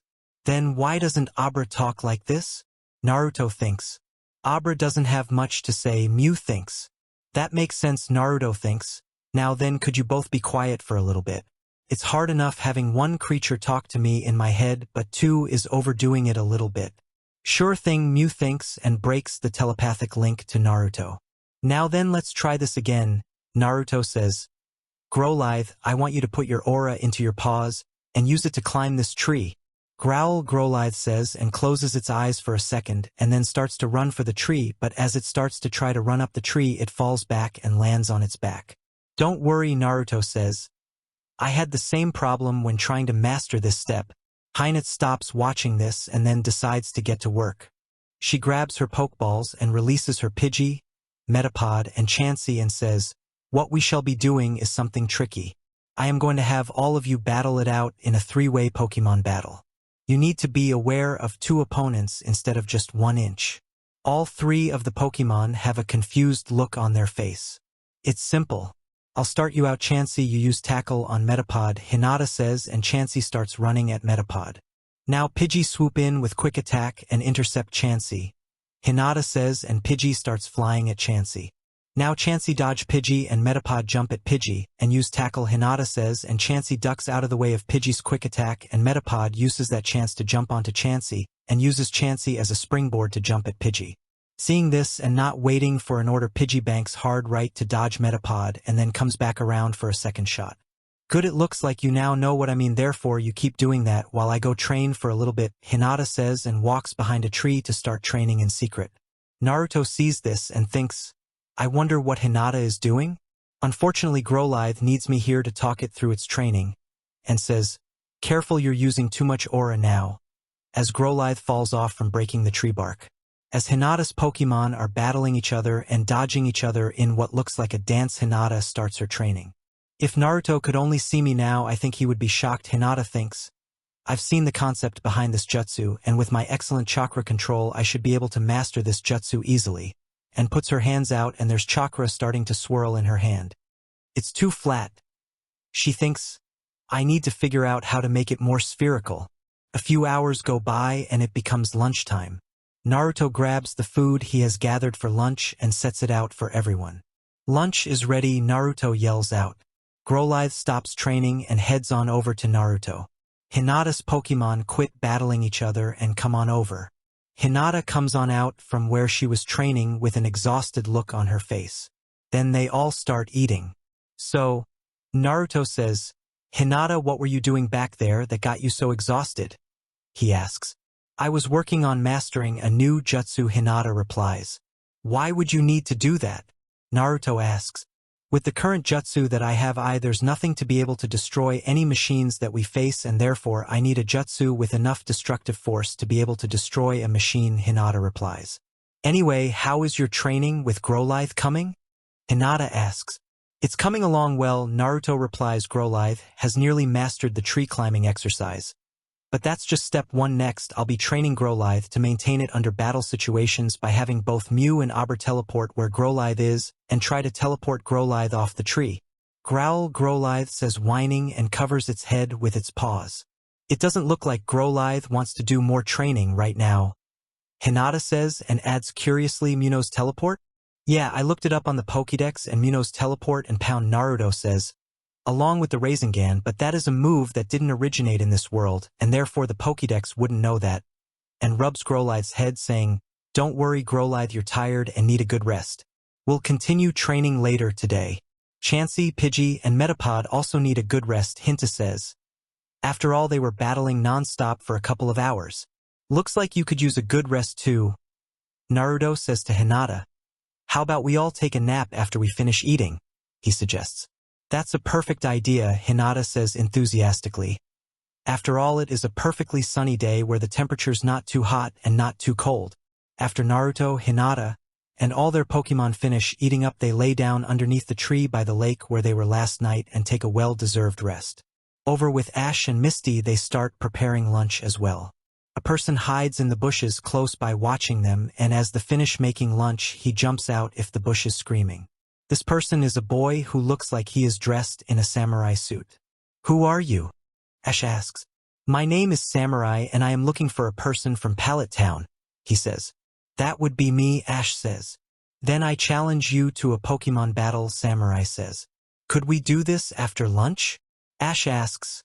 After all, I can't battle on an empty stomach. No, we can't, Samurai says. I have spent a bit of time trying to find you, and we are going to have a Pokemon battle now. He adds with throwing a little bit of a tantrum. We've got plenty of food, Misty says. How about you join us for lunch and have your Pokemon battle afterward? She asks. No thank you, Samurai says. I'm not hungry, and then his stomach growls. Misty and Ash both start laughing, and Ash says, It looks like your stomach has different ideas. All right, it's true that I'm hungry, Samurai says. And since you did offer me lunch, I might as well accept. But don't think that means I'll go easy on you in our Pokemon battle. I wouldn't expect you to, Ash says, and all three of them sit down and start eating along with Ash's Pokemon. Team Rocket arrives at Viridian City and prepare to search for Naruto. Meowth, activate the life signs detector and look for human life signs, James say. Yes, sir, Meowth says and turns on a screen and dots of different colors show up on it. What does it look like? Jessie asks. It looks like there are 2 groups of human life signs. Meowth says. One group has 3 people and the other group has 2. We'll head for the group with 3 people, James says. Set course, Meowth. Yes, sir, Meowth says and sets course to where they think Naruto is. Ash, Misty, and Samurai finish eating lunch. Ash gets up and says, We can have that Pokemon battle now if you want. Of course I want this Pokemon battle, Samurai says. I battled every other trainer from Pallet Town, and this is my last chance to redeem myself. Okay then, Ash says. How many Pokemon will we use? He asks. We shall use 2 Pokemon apiece, Samurai says.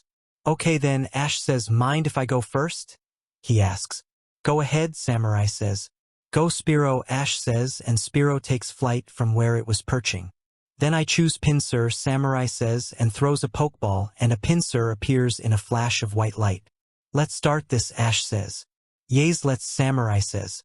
Spearow, fly up and dive bomb Pinsir while using Peck, Ash says, and Spearow gets some height and then starts diving at Pinsir, its beak glowing. Wait for my signal to attack Spearow, Pinsir, Samurai says. Now Spearow use quick attack, Ash says, and Spearow opens its wings and faps them as it brings them back close to its body, allowing itself to gain more speed, hitting Pinsir before Pinsir has time to react and flies off, putting some distance between the two of them. Now Spearow come back around and use wing attack, Ash says, and Spearow comes back around, its wings glowing, and heads straight at Pinsir. Quick, Pinsir, Samurai says. Tackle that Spearow before it can gather speed. and Pinsir starts charging at Spearow. Spearow dodge to the left and cut back to the right and strike, Ash says, and Spearow just misses getting hit by Pinsir and cuts back and hits Pinsir on the side. Let's finish this, Ash says. Spearow start flying around Pinsir and use Gust. And Spearow flies around Pinsir and stops at points to use Gust, starting to cause a circular force of wind. What are you trying to do? Samurai asks. All you're doing is making a wind barrier, Samurai says. Pinsir tackle that Spearow when it comes back around. Spearow comes back around just before Spearow gets in front of Pinsir. Pinsir starts charging, and as soon as Pinsir reaches the wind barrier, Pinsir slows down from being knocked slightly off balance by the wind. Now Spearow fly in and use Peck to finish it, and Spearow flies in and hits Pinsir with its glowing beak. Pinsir hits the ground with its eyes spinning. Frustrated Samurai says, Pinsir return, and them familiar look of a Pokemon returning to its Pokeball happens. You may have beaten Pinsir, Samurai says, but you won't be able to beat my next Pokemon. Pokeball go, and a Metapod appears in the way that Pokemon appear coming from its Pokeball. Metapod should be easy to take down, Ash thinks. But Samurai is so confident that I won't beat him that I should finish this quickly, and says, Spearow, let's finish this quickly. Dive and use Peck, and Spearow dives towards Metapod, its beak glowing. I thought you would do that, Samurai says, and just before Spearow hits Metapod he says, now harden and jump and use Tackle. Metapod glows for a second and then jumps and hits Spearow. Spearow falls to the ground, its eyes spinning. Good job, Spearow, now return, Ash says, and Spearow returns to its Pokeball. Which Pokemon will you use now? Samurai asks tauntingly. Using Kakuna would be pointless because our Pokemon would hit each other doing little damage to each other, Ash thinks. That only leaves one choice. Pikachu go, he says, and Pikachu jumps in front of Ash. Team Rocket arrives above Ash's group, invisible to them because of the stealth cloak around their ship. That's not the kid, what's his name, James says. I believe the girl called him Naruto, Jesse says. Where is that Naruto kid? James asks. They must have split up and is in the other group, Jesse says. Meowth head to the other group, James says. Yes, sir, Meowth says. Puts in the coordinates. And the ship head towards Naruto and Hinata, who are still asleep under the tree. Can't get too close to Metapod, Ash thinks. Pikachu start out with Thundershock. And Pikachu releases a bolt of electricity at Metapod. Meta jump to avoid it, Samurai says. Metapod jumps and the Thundershock attack goes underneath. Quick, Pikachu use Thundershock while Metapod is in the air, Ash says, and Pikachu fires another Thundershock at Metapod. Metapod counter with hardened, Samurai says. Metapod glows, and when the Thundershock hits, most of it surround Metapod without affecting it.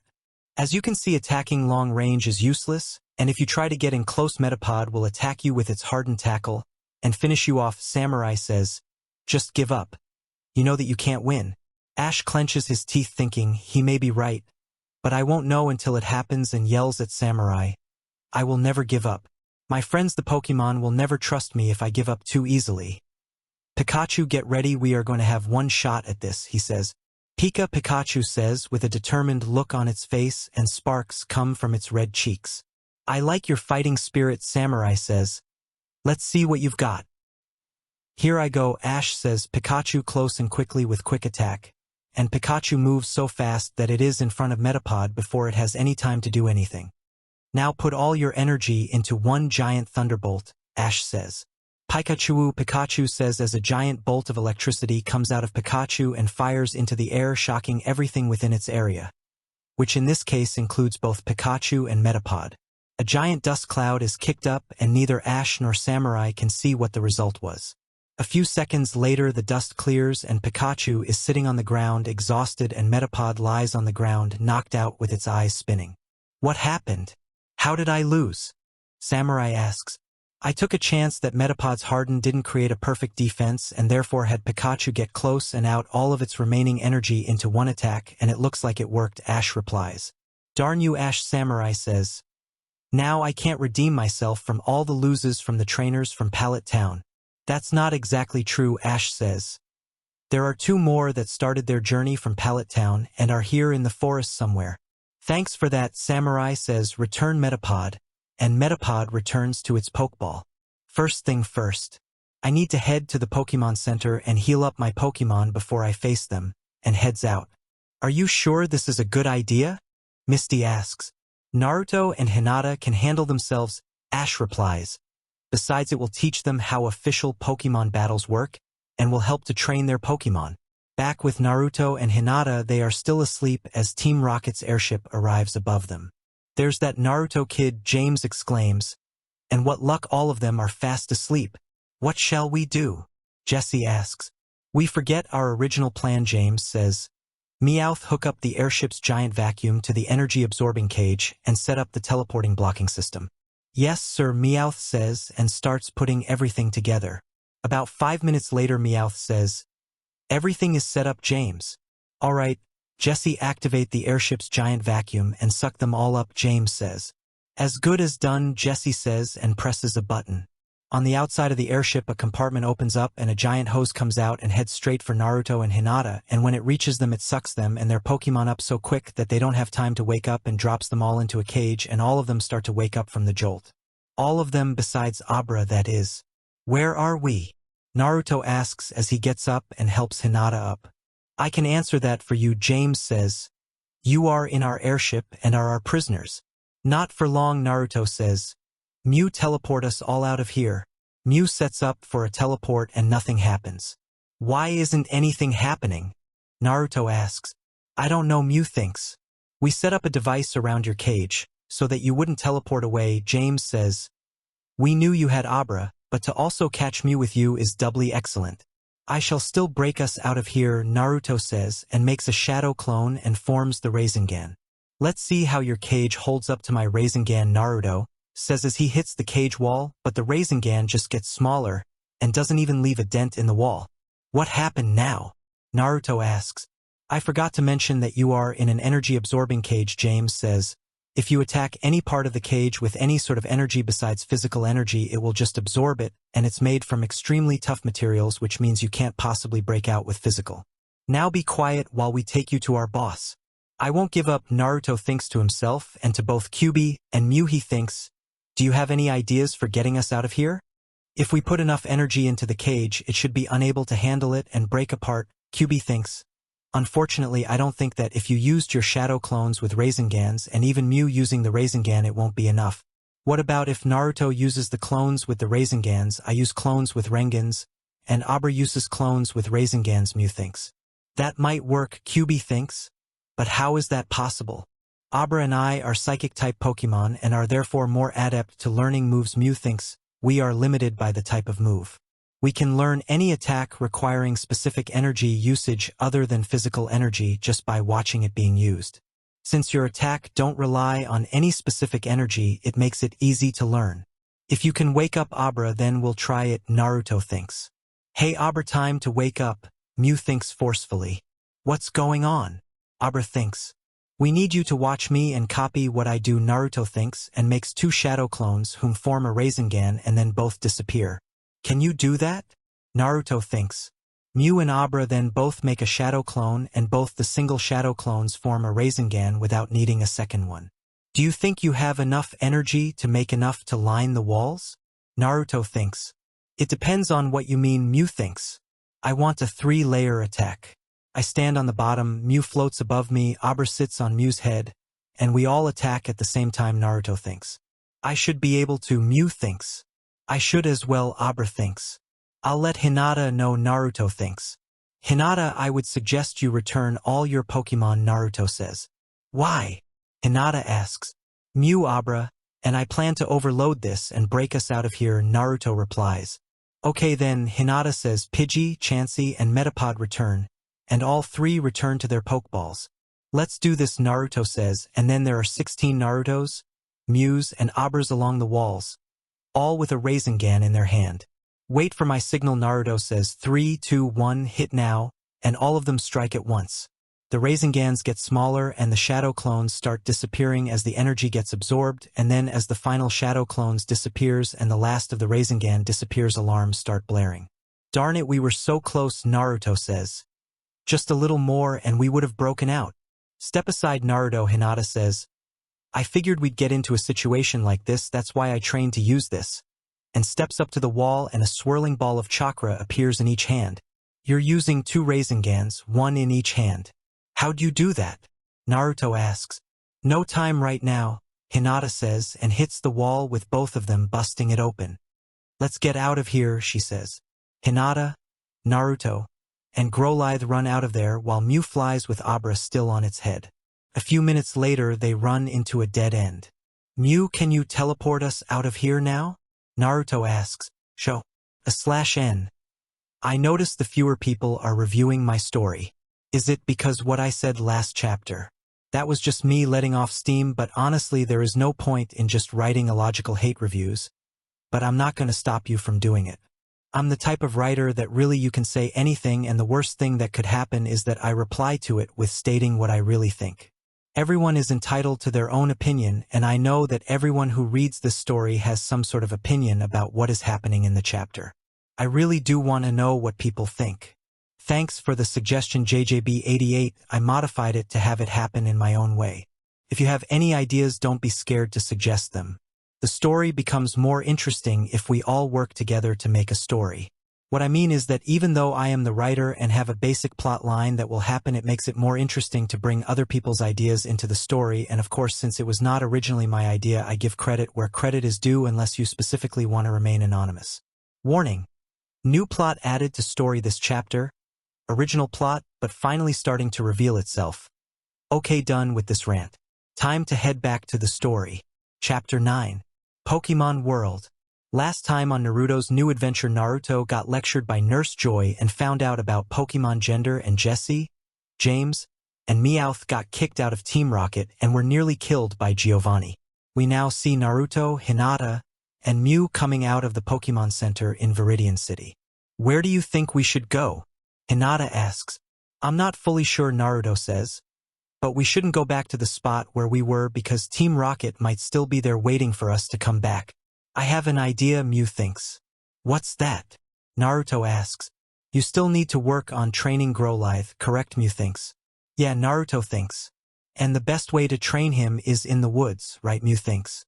For now, that is, Naruto thinks. So why don't I just teleport us to the outskirts of Viridian Forest and then walk to a different area? Mew asks. Won't Team Rocket find us easily if we head back to the forest? Naruto asks. Not if we go into a densely forested part of the woods where Team Rocket has no chance to get to us by air, Mew thinks. That makes a lot of sense, Naruto thinks. Just let me tell Hinata first. Naruto turns to face Hinata and says, We know where we're going. Hinata turns around and faces Naruto and asks, Where are we going? Mew is going to teleport us to the outskirts of Viridian Forest, and from there we are going to walk into a denser part of the woods, so that Team Rocket has to follow us on the ground, and therefore it will be harder to find us, Naruto says. That's a really good idea, Hinata says. Did you come up with that all by yourself? She asks jokingly. Not realizing Hinata was joking with him, he replies, No, it was actually Mew that came up with this plan. Hinata has a confused look on her face and asks, How can that be? Mew wasn't saying anything. That's right, Naruto says. I forgot to tell you that Mew can speak telepathically.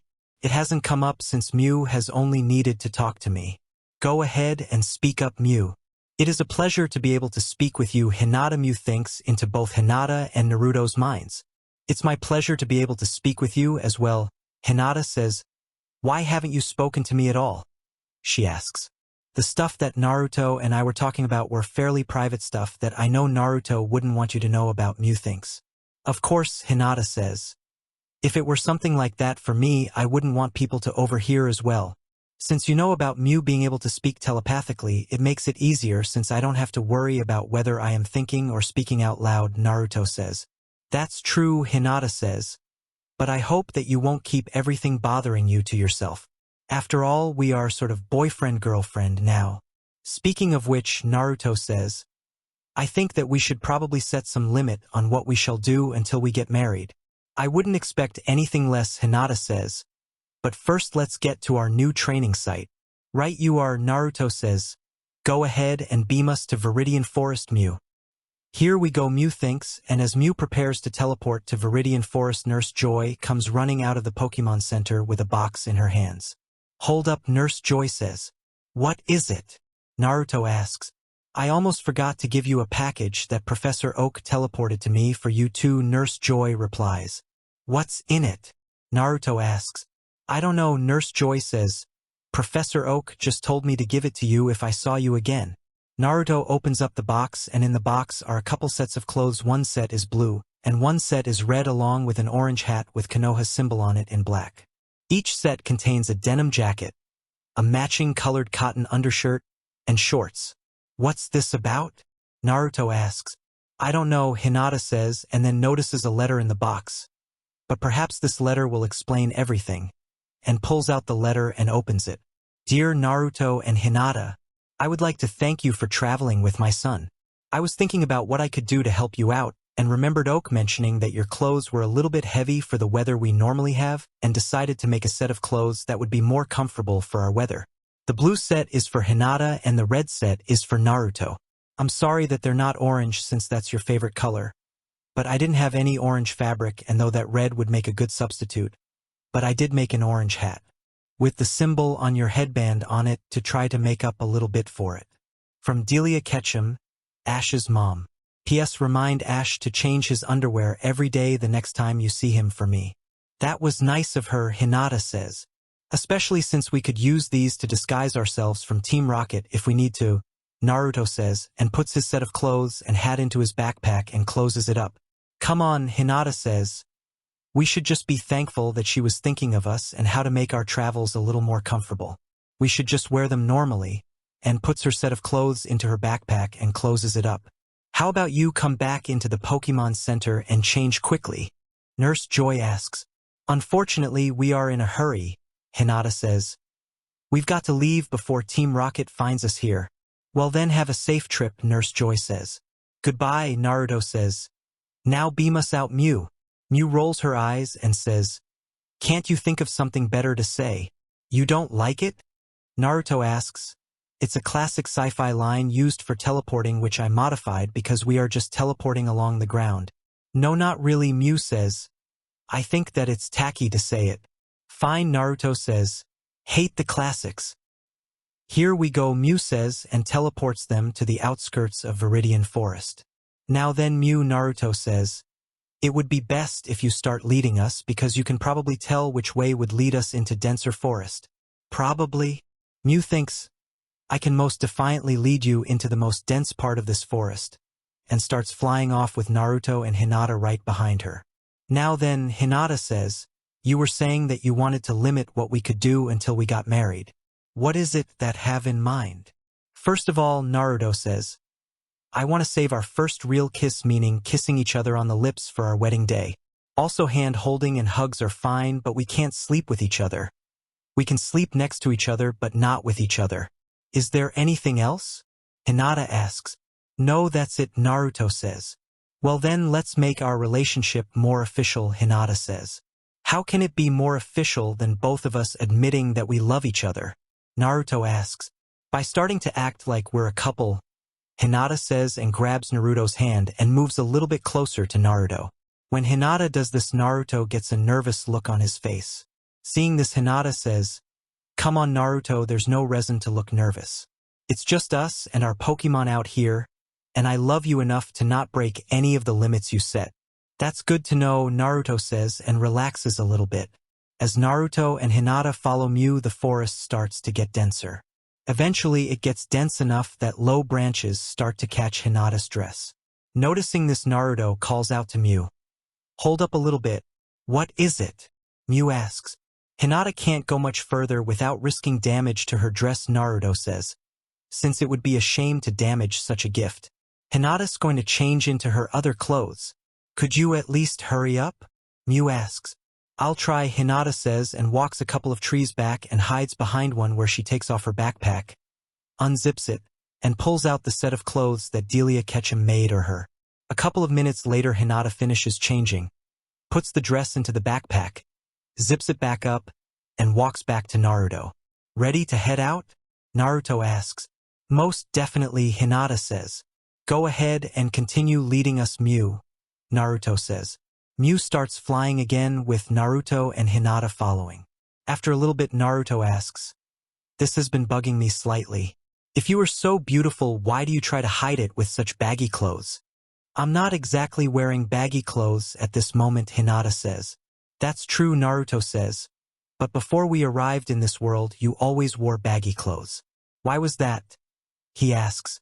Hinata blushes slightly and asks, why should I show off my figure and have people swarming me just because of that? Why do you think they would do that? Naruto asks.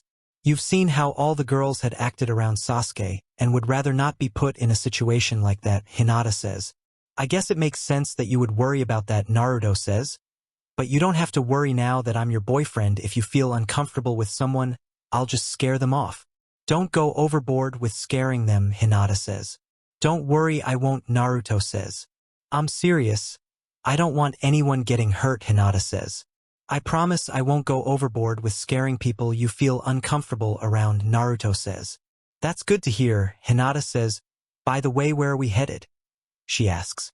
Only Mew knows that, Naruto says, and to Mew he asks, are we almost there? Just a few more minutes, Mew replies. Where are you taking us? Hinata asks Mew. A special place where Team Rocket should never find us, as well as a perfect place for training, Mew replies. Hinata, Naruto says. Yeah, Hinata says. When we get to the training area, do you think you could teach me how to do the double-handed Rasengan?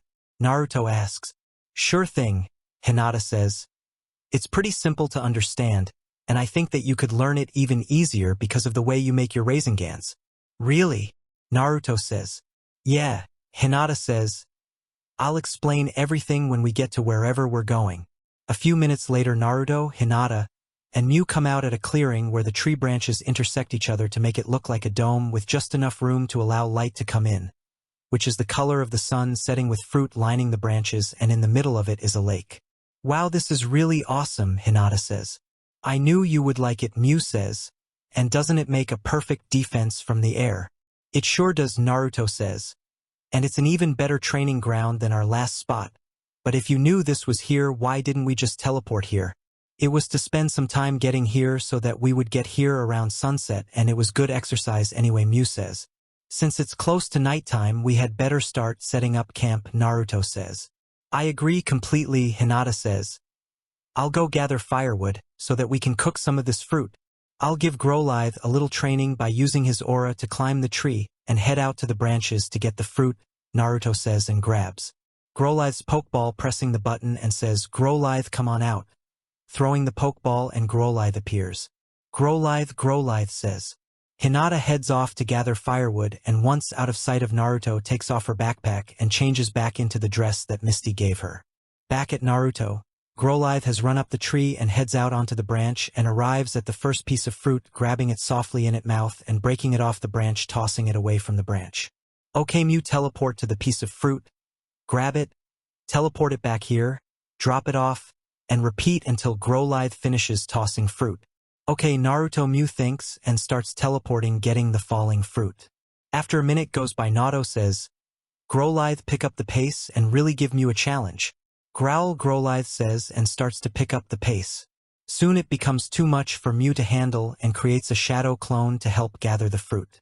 After another minute has gone by, Naruto says, That's enough, Growlithe, we've got plenty of food. And Growlithe jumps down from the branch he's on, landing perfectly. Good job, you two, Naruto says. Thanks to you two, we've got enough food to last a couple of days. That was hard work, Mew says. That's because you were using a lot of energy teleporting back and forth, which means that you were training your endurance, Naruto says. You try to train whenever you can, don't you? Mew asks. Of course, Naruto says. It would be a waste to not train when you have the possibility to. At that point, Hinata walks in with plenty of firewood and then walks over and sets it next to the pile of fruit. That's quite a bit of fruit, Hinata says. Yeah, while gathering fruit, Growlithe and Mew were training and gathered enough fruit to last us a few days, Naruto says. I noticed that you changed back into your dress, he comments. Yeah, Hinata says. This dress is really comfortable, and anyways, since we are together, I want you to see my figure. Naruto grabs a few pieces of wood, starting to make a fire, and says, I can understand that. Besides, with how beautiful you are, you shouldn't hide your figure. But it is odd. What's odd? Hinata asks. It's odd that Misty would have a dress that fits perfectly when we just met her here in the Viridian Forest, Naruto says. Especially so since from what I could tell, you two have completely different figures. You were comparing our figures? Hinata asks, slightly mad. Hold on now. Naruto says, quickly putting up his hands. That came out wrong. What I mean is that it was hard to not notice the differences in your two figures when you two were standing side by side. As Naruto gets a flame started on the fire, Hinata says, That's good, 'cause if it was anything else I would have to do something drastic. What would that be? Naruto asks nervously. Hinata smiles, saying, That doesn't matter, 'cause you would never hurt me, would you? Since there's a steady flame, Naruto starts taking some of the shark twigs, pierce the skin of the fruit and set them up to start cooking. Then he says, The only way that I would hurt you is if I get possessed by something. Naruto, Hinata says excitedly and pounced at Naruto. Oof, Naruto says when Hinata hits him, and they both hit the ground, Hinata giving Naruto a giant hug. What was that for? Naruto asks. The fact that I can trust you while you remain in control of yourself, Hinata says. Well, could you warn me before you pounce on me? Naruto asks. Why would I do that? Hinata asks. I'm still not fully used to how much you show your love for me, Naruto says. And we could get seriously hurt if you pounce on me at the wrong time. Fine, Hinata says, slightly pouting. But can we at least lie like this until the food is ready? Sure thing, Naruto says. A few minutes go by with Hinata lying on top of Naruto, hugging each other. The fruit finally finishes cooking and Hinata and Naruto get up, calling out their Pokemon, and they all sit down and eat. Back at Misty and Ash, they have had a day of sparring with each other after Ash's battle with Samurai. Now they sit down to start eating with their Pokemon, and out of the tree a caterpie jumps out and lands in front of Misty. A bug, Misty screams and kicked it. It flies and hits the trunk of a tree and falls down, knocked out. Wow, a rare caterpie, Ash says. I'm going to catch it. Please don't, Misty begs. One bug Pokemon is fine. 2 creeps me out slightly, but I don't think I could stand 3. I can't let this chance get away, Ash says. Normal caterpies are green, but this one is like a golden yellow in color. I must catch. And grabs a Pokeball, presses the button, and tosses it at the caterpie. The caterpie gets caught easily. At the very least, could you keep it away from me? Misty asks. I won't order caterpie to get close to you if that's what you mean, Ash says. Now caterpie, come on out. And caterpie materializes. When caterpie sees Misty, it runs over and starts rubbing against Misty's leg, and Misty screams. Come on, Misty, Ash says. Caterpie is just showing how much it likes you. You know I hate bugs, Misty says. Now get this disgusting thing away from me. Caterpie makes a sound and starts tearing up and heads back to its Pokeball, head down. Caterpie, are you okay? Ash asks. Caterpie walks to its Pokeball, which Ash conveniently left on a stump, hits it, and goes into it. Caterpie, Ash says, and yells at Misty, see what you've done. Caterpie was just trying to be friendly with you, and you hurt its feelings. Well, it should have stayed far away from me, Misty says, and you shouldn't be calling Caterpie it.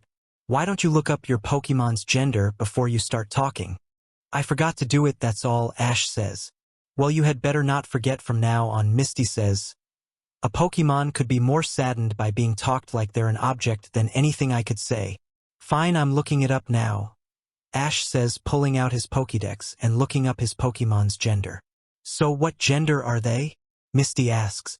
Pikachu and Spearow are male and Caterpie and Kakuna are female, Ash says. Better keep that in mind when you're talking about your Pokemon, Misty says. I will, Ash says. Ash and Misty cook dinner, call out their Pokemon, eat, set up their beds, and fall asleep without saying another word to each other. Naruto and Hinata finish eating and Naruto says, Better set up our beds now. What else could we do? Hinata asks. We could stay up until morning training, Naruto says. But I think that would be a bad idea.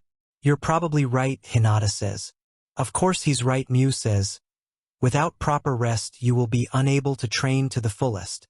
Besides, Mew thinks to herself, once you all go to sleep, I can have some fun with Naruto. Naruto and Hinata lean up against a nearby tree and lay their blankets on themselves with all their Pokemon sleeping around them.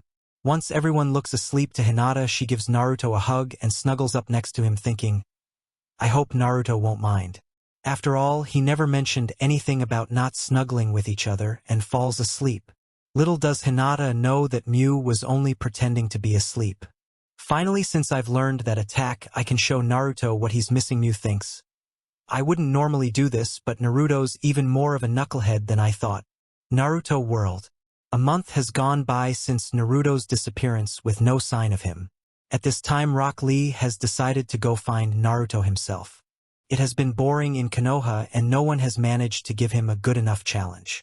Naruto was the only one that gave him a challenge when sparring, therefore he must find Naruto and bring him back in order to properly train himself.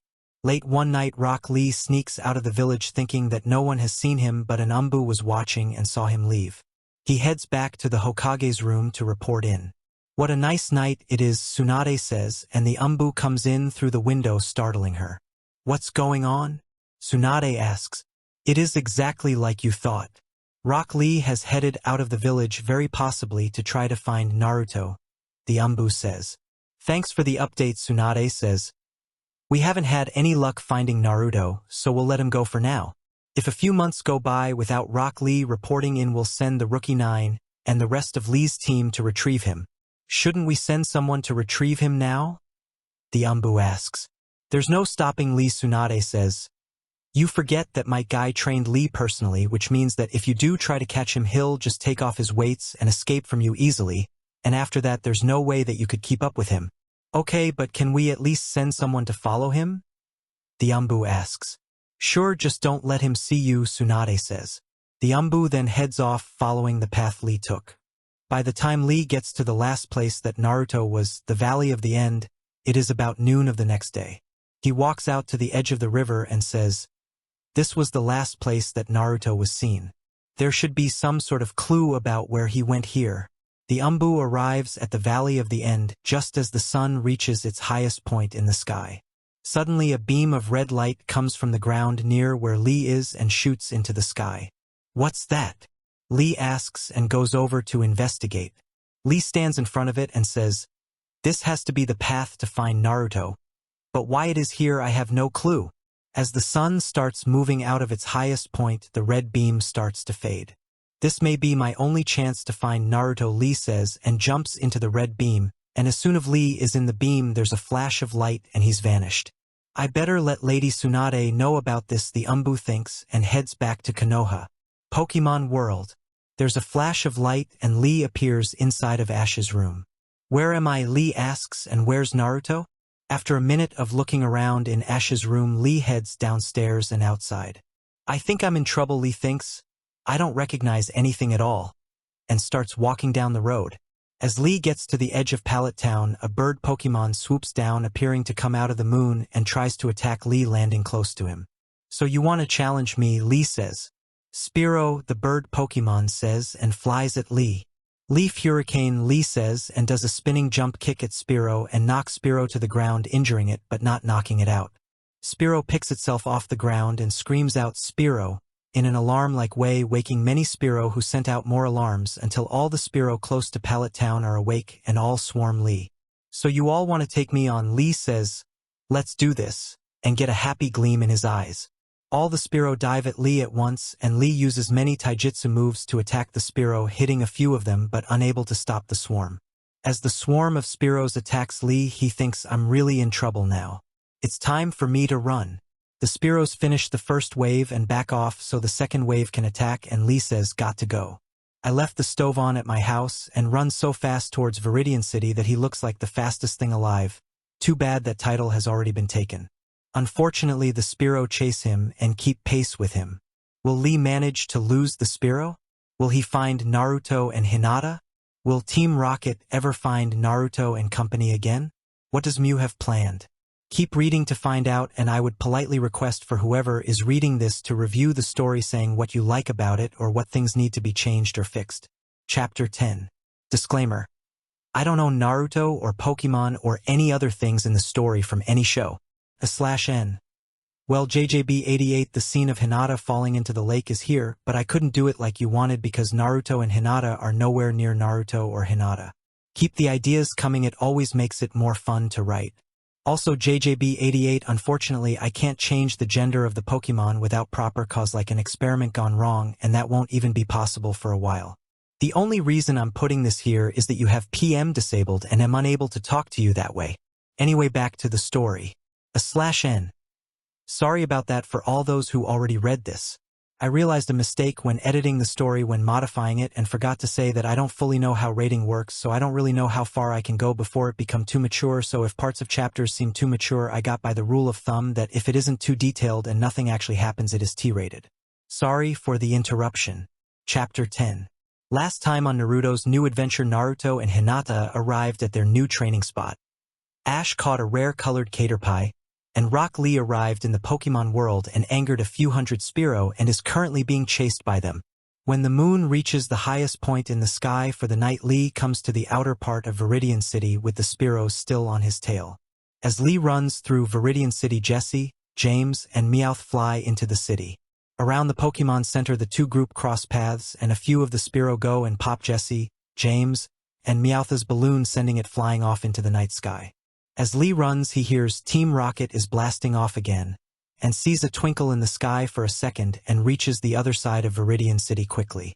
As Lee nears Viridian Forest, he thinks perhaps I can lose these creatures if I head into a dense part of the woods, and as he runs into Viridian Forest, he sees what looks like a path that was recently taken that leads into a denser part of the woods and takes it, and the Spearow keep following him. Lee looks back after another hour of running and notices that the forest has gotten so dense that the Spearow are no longer able to swarm him, and turns around and starts attacking them one by one, causing a commotion which could wake up everyone sleeping just a few feet away in the clearing. As the sun starts to rise, Lee has defeated a lot of the Spearow who have flown off, but there are still plenty more wanting to attack Lee, and Lee is starting to get tired. Mew wakes up from a quick nap because the sounds of fighting going on nearby and flies over, thinking what's going on. Mew flies over and sees Lee fighting off all the Spearow and thinks they are making too much noise. I had better stop them before they make so much noise that Naruto and Hinata wake up. Mew proceeds to close her eyes and start glowing blue around her body. Suddenly the Spearow stop midair, glowing blue, and get launched against many of the nearby trees. Then they all fly off on the opposite direction out of the forest, and Lee collapses against the trunk of the tree completely exhausted and falls asleep. That takes care of them, Mew thinks. I had better get back before Hinata wakes up so that I can put my plan into action. Hopefully Naruto wakes up first, otherwise it will get very complicated. As Mew flies back to the tree, Naruto starts waking up from all the noise that Mew made by throwing all the Spearow against the tree. Oh no, Mew thinks, I had better start putting my plan into action. And as Mew flies to the tree branch, she glows blue, and a blue glow goes over the outline of Hinata. Naruto fully wakes up and sees Hinata and thinks, why is Hinata holding me like this, and why is Hinata glowing like that? Hinata's eyes open slowly with a blank look that can clearly be seen as Hinata still being asleep, and Hinata moves in trying to kiss Naruto on the lips and sliding the strap of her dress down her arm. Seeing this, Naruto thinks Hinata must be sleepwalking, sort of, and doesn't know what she is doing. It just wouldn't be right to allow her to do anything, and moves his head to side so that Hinata can't kiss him on the lips, and put his hand in Hinata's hand and slides the strap back up onto Hinata's shoulder. Hinata keeps trying to do what she was trying to, being persistent about it. To this, Naruto thinks something is wrong here. A person who's sleepwalking can't possibly know where they are headed, and in this case there's no way she can know that I am moving aside and where my face and lips are, and just keeps dodging. Seeing this, Mew starts to get frustrated, thinking, this is going like I wanted. I hoped that he was just setting limits because it was the right thing to do and not because he didn't really want them doing it, but Naruto is just being too chivalrous. I didn't really want to do this, but it looks like I'm going to have to. And Naruto's body starts to glow blue along the outline. What's going on? Naruto thinks, I can't control my body anymore. And Naruto hugs Hinata and they move in for a kiss. As their faces start to get closer, Naruto thinks, I must figure out what's going on. I must not do this even if my body isn't in my control, and starts moving his eyes around and spots Mew and notices that her body is glowing the same color as both of their bodies. So Mew is doing this, but why is she doing this, especially when I made it clear that I didn't want this sort of thing going on? And rage starts to build within Naruto. Just before Naruto and Hinata's lip meet, there's a sudden burst of chakra from Naruto, throwing them apart, which causes Hinata to land in the lake and disrupting Mew's attack, and Naruto stands there with the Kyuubi cloak two tails form and yells at Mew, how dare you do this to us? A combination of the cold water and Naruto's yell awaken Hinata, and she sees Naruto with the two-tail cloak and runs over to him and asks, what's wrong? Why are you so mad? Mew just did something that is nearly unforgivable, Naruto yells. What did she do? Hinata asks. It is not what she did, but what she was trying to do, Naruto yells. What was she trying to do? Hinata asks. She was forcefully controlling our bodies to 1. Try to get us to kiss, and 2. Try to get you to partially undress yourself. Is this true? Hinata asks Mew. At least give me a chance to explain myself, Mew says. What do you say? Hinata asks Naruto. Will you give Mew a chance to explain herself? You had better have had a good reason, Naruto growls. I was only trying to show you what Hinata really wanted to do, Mew says. Is this true? Naruto asks Hinata. Hinata blushes slightly and says, It is true that I really want to show you how much I love you, and I do feel that our relationship is really limited. But I love and respect you enough to follow whatever limits you set. You see, Mew, she would not have done it willingly, so why were you doing it? Naruto growls. I was thinking that if you had it happen once that you would make it less limited, Mew says. But no matter what, I couldn't get you to do it. Is this true? Hinata asks. Yes, Naruto says. Since you were still asleep at the time, I couldn't let something happen that you didn't know was happening. That's so sweet, Hinata says and gives Naruto a big hug. This calmed down Naruto and the Kyuubi cloak disappears. Naruto, realizing Hinata is wet and shivering, asks, What happened? I just landed in the lake when you got enraged, Hinata says. Well, you can't stay in those wet clothes. Naruto says, Go ahead and get changed. Would you help me change? Hinata asks sweetly. Sorry, but that just would be right, Naruto says and leaves the clearing so that Hinata can change. After Hinata changes and calls Naruto back, Naruto says, Now back to what we were talking about. Yeah, Mew says. You know that there is going to be a punishment for doing this, right? Naruto says more calmly. Yeah, I know, Mew says. But it was well worth it. You may not be saying that after I tell you your punishment, Naruto says. So what is my punishment? Mew asks. I haven't thought of one deserving of what you did, Naruto says. But I will. At that moment, Lee walks into the clearing, still a little bit sleepy, and asks, What's going on here? Hey, look, it's Bushibrow, Naruto says, disappears. How did you get here? Naruto? Hinata. Lee asks, Where are we? And how did you get here?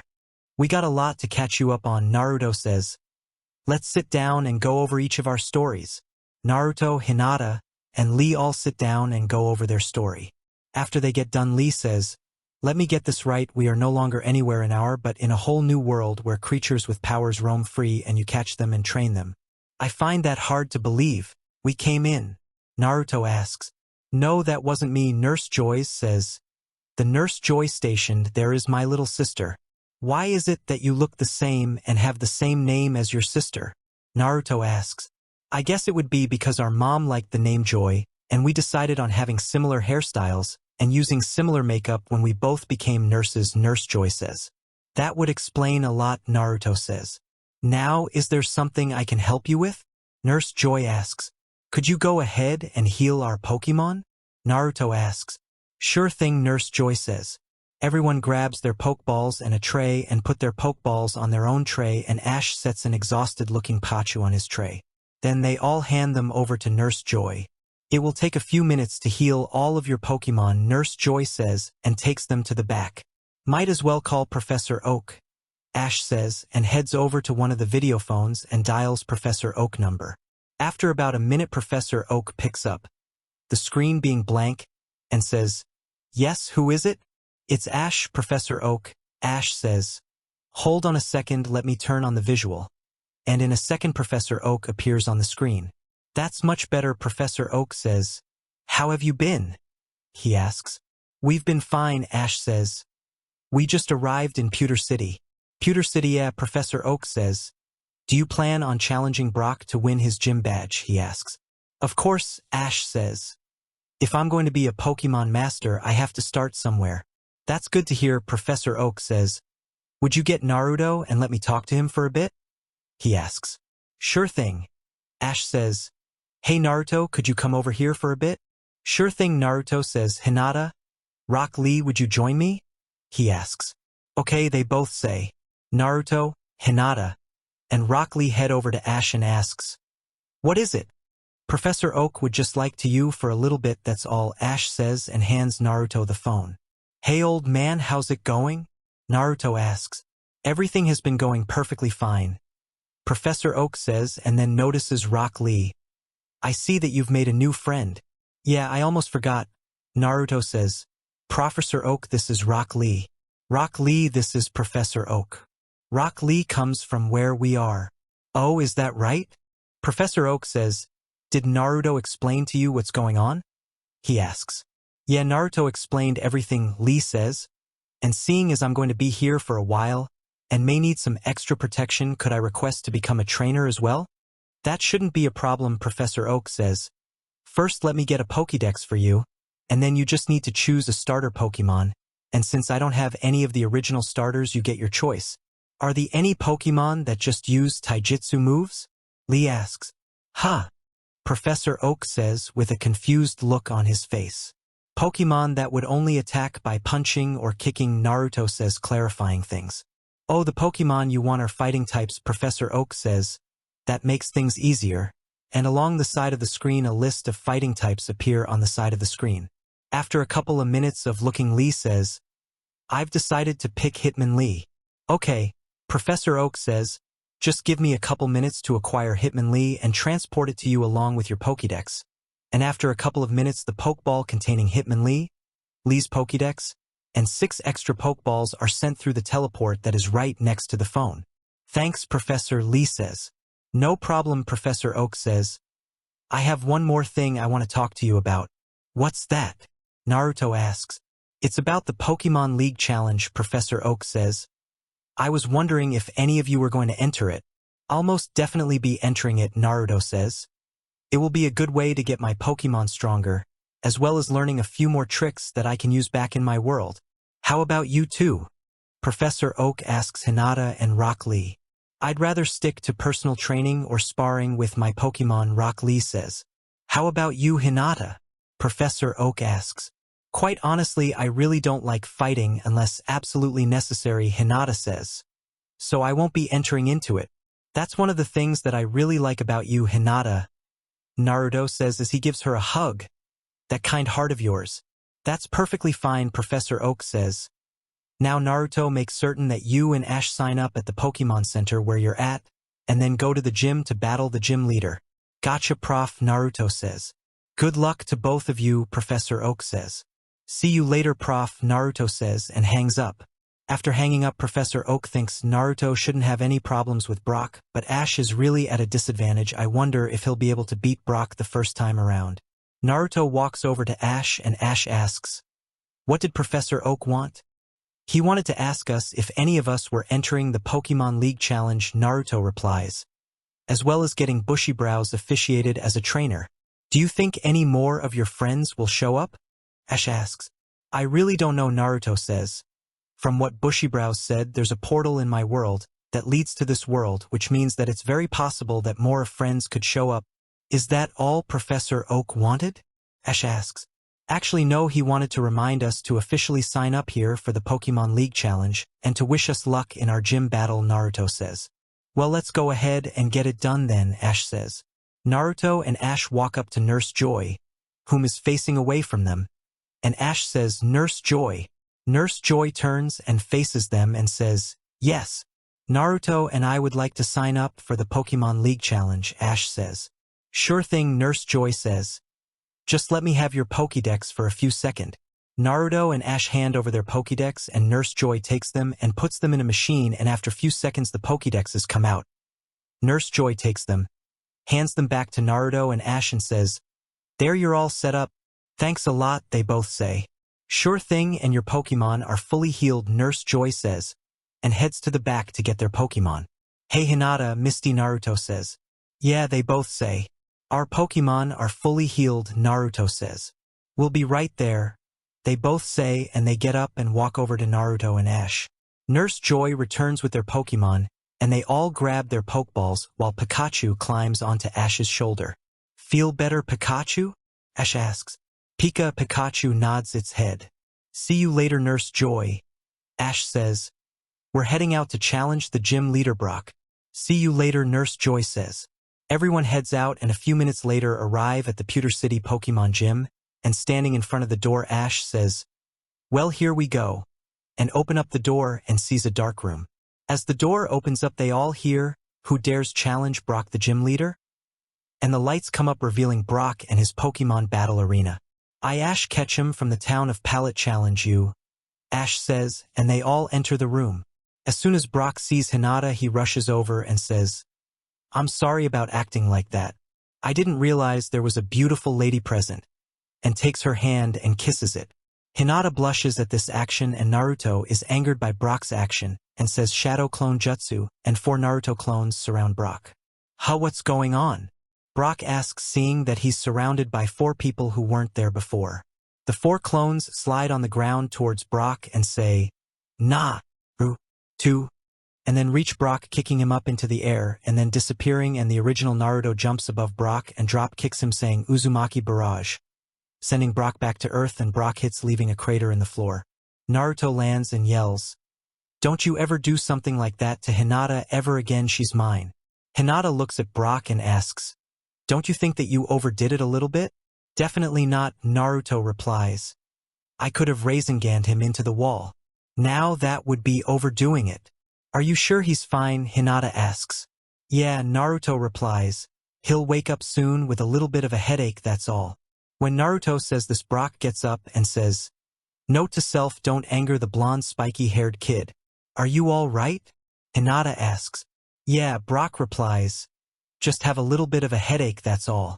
"That'll teach you for hitting on my girlfriend," Naruto says. "I'm sorry," Brock says.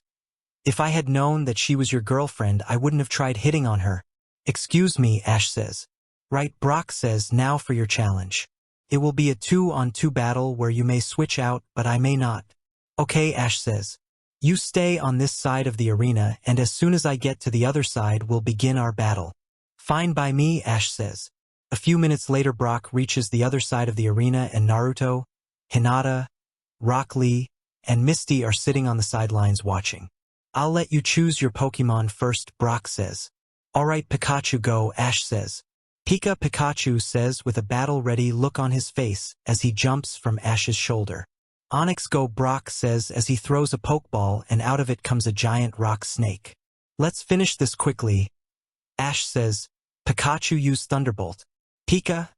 "Chew," Pikachu says as he shoots a bolt of lightning at Onyx and it hits, appearing to do nothing. "What happened?" Ash asks. "Such weak electric attacks won't work on my Onyx," Brock says. "Now Onyx, slam your tail down on Pikachu," and Onyx swings its tail down towards Pikachu. "Pikachu, dodge with quick attack," Ash says, and Pikachu runs quickly with a white streak behind him and just barely manages to get away before Onyx's tail hits. Darn it, Ash thinks Pikachu's strongest attack won't work against Onyx. There's nothing Pikachu can do and says, "Pikachu, return," and Pikachu returns to the sidelines. "Will you give up, seeing as it's useless to battle me?" Brock says. "Never," Ash says. "I still have 1 Pokemon left to use," and grabs a Pokeball, throwing it saying, "Go Fiero," and a big bird Pokemon with long wingspan and long neck with a big beak comes out. Lucky Spearow evolved yesterday. This should give him some problems. "Let's see if your Fiero can help you out," Brock says. "Fiero, use Drill Peck," Ash says, and Fiero flies at Onyx with his beak spinning, and when he hits Onyx he barely leaves a scratch. "Now Onyx, knock Fiero out of the sky with your tail," and Onyx hits Fiero, knocking him to the ground and knocking him out. "Do you wish to continue?" Brock says. "I'd rather not," Ash says, "because I couldn't stand it if Pikachu got badly injured from this battle." "If that is your wish, I'll respect it," Brock says. "Onyx, return," and Onyx returns to its Pokeball. "Fiero, return," Ash says, and Fiero returns to his Pokeball. "Come back when you are stronger," Brock says, and starts to head out of the arena. "Hey, where do you think you're going?" Naruto yells. "You still have 1 more challenger." "And you would be?" Brock asks. "I'm Naruto Uzumaki from the Hidden Leaf Village in the Land of Fire," Naruto says. "Hidden Leaf Village," Brock says. "Never heard of it." "Not surprising, as I'm not from your world," Naruto says. "Not from our world," Brock thinks. No wonder he was able to do something like that. This should be very interesting, and says, "I accept your challenge. Just come and switch out for Ash."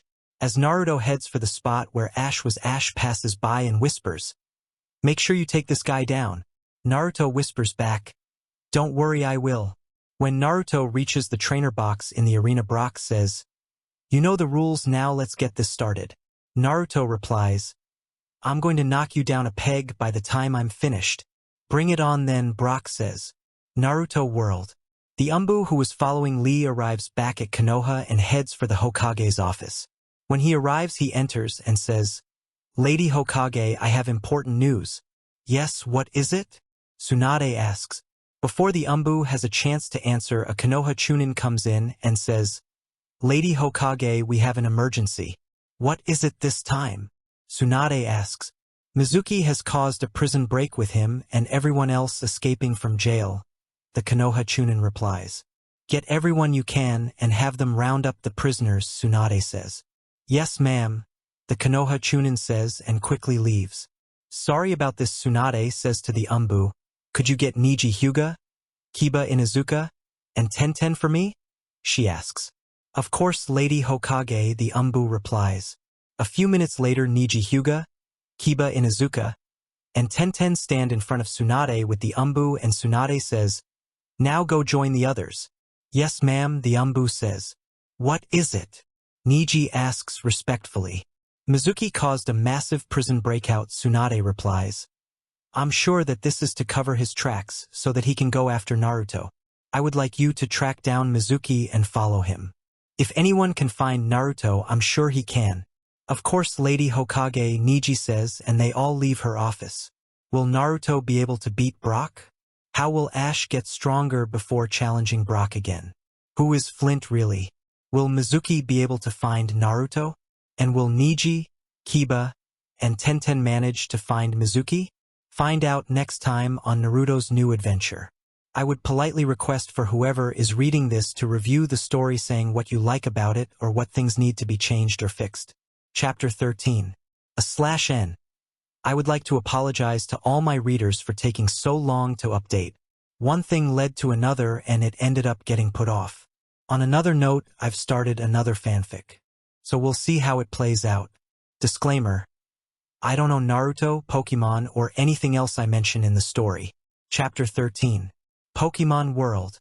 Last time on Naruto's New Adventure, Naruto and friends arrived in Pewter City and challenged Brock to a gym battle. Ash lost easily against Brock, and now Naruto is getting ready to face Brock. "Are you sure you want to do this?" Brock asks. "You saw how easily I defeated Ash. You just worry about yourself," Naruto replies. "Fine, let's do this then," Brock says, "Go Geodude," and throws a Pokeball, and out of it appears a giant floating boulder creature. "Okay, let's go Growlithe," Naruto says, and throws a Pokeball, and Growlithe appears. "Go Naruto," Lee says. "Defeat him using the power of youth," and gives Naruto a thumbs up while grinning at him. "Now's not a good time, Lee," Naruto says. "Excuse me," Brock says, "but can we start now?" "Let's," Naruto says. "Growlithe use flamethrower," Naruto says, and Growlithe launches a beam of fire and Geodude and becomes engulfed in the flames. "Yes, direct hit," Naruto says. "Don't be so sure that you've won," Brock says, and when the flames die down, Geodude floats there looking completely unharmed. "I've trained my Pokemon to stand up to most attacks," Brock says. "You'll need to do better than that." "Let's try this then," Naruto says. Growlithe use Shadow Clone Jutsu, and a moment later 4 Growlithes appear and surround Geodude. "A double team attack," Brock says. "That's not going to help you." Naruto smiles at this. Growlithe use flamethrower, and each of the Growlithes launch flames at Geodude, and when they hit Geodude, the room heats up quickly. "Wait a minute," Brock says, shocked. "Each one of them is real." And thinks, but where did they come from? Naruto didn't release any other Pokemon. It's like they appeared out of nowhere. Growlithe use Tackle Barrage, Naruto says, and 4 of the Growlithe run towards Geodude in a familiar fashion. His Growlithe is about to attack with a version of the attack that he hit me with. Alright then, Brock thinks and says Geodude counter with Rock Throw, and Geodude hits the ground, breaking up the floor and tossing the rocks at the incoming Growlithes, and when they hit the Growlies they disappear in a puff of smoke, and out of a puff of smoke comes the real Growlithe and gets below Geodude. "Now launch Geodude up with flamethrower," Naruto says. Quick Geodude defense curl, Brock says, and Geodude manages to put up a miniature shield around itself just as Growlithe launches a flamethrower so strong that it sends Geodude flying upward. Now jump and finish it with Fire Claws, Naruto says. Fire Claws? Everyone yells in a questioning way. Growlithe jumps up above Geodude and the claws on Growlithe's front paws starts growing with flames coming out of them and then slashes, launching Geodude back down to the ground with such force that it creates a large crater and Geodude lies in the center unconscious. It looks like you've trained your Pokemon to learn moves that they wouldn't normally learn, Brock says. Good job, Geodude, now return. And Geodude returns to its Pokeball. You've done well to defeat Geodude, Brock says.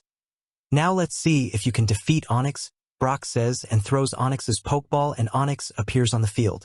Growlithe has used up a lot of energy beating Geodude, Naruto thinks. I don't know how long he'll be able to last. Better end this quickly, Naruto thinks and says, Growlithe use Shadow Clone Jutsu and Flamethrower. And for Growlithe's appear and all launch a Flamethrower at Onix. Onix avoid it with Dig, Brock says, and Onix burrows underground just barely avoiding the Flamethrowers. The Growlithe start looking around trying to figure out where Onix will appear and Naruto says, Growlithe, calm down. Just use your training to sense where Onix is underground, and the Growlithes close their eyes and just stand there. Nothing happens for a couple of minutes and then suddenly the Growlithes jump up into the air and Onix comes up from under the ground. Now strike with Fire Claws, Naruto says. The Growlithes come down and strike with Fire Claws, but it hardly does anything to Onix and Onix quickly strikes with its tail, hitting all the Growlithes, causing the clones to disappear and sending the real Growlithe flying into the wall. Growlithe falls to the floor and stays still for a second. Growlithe, are you okay?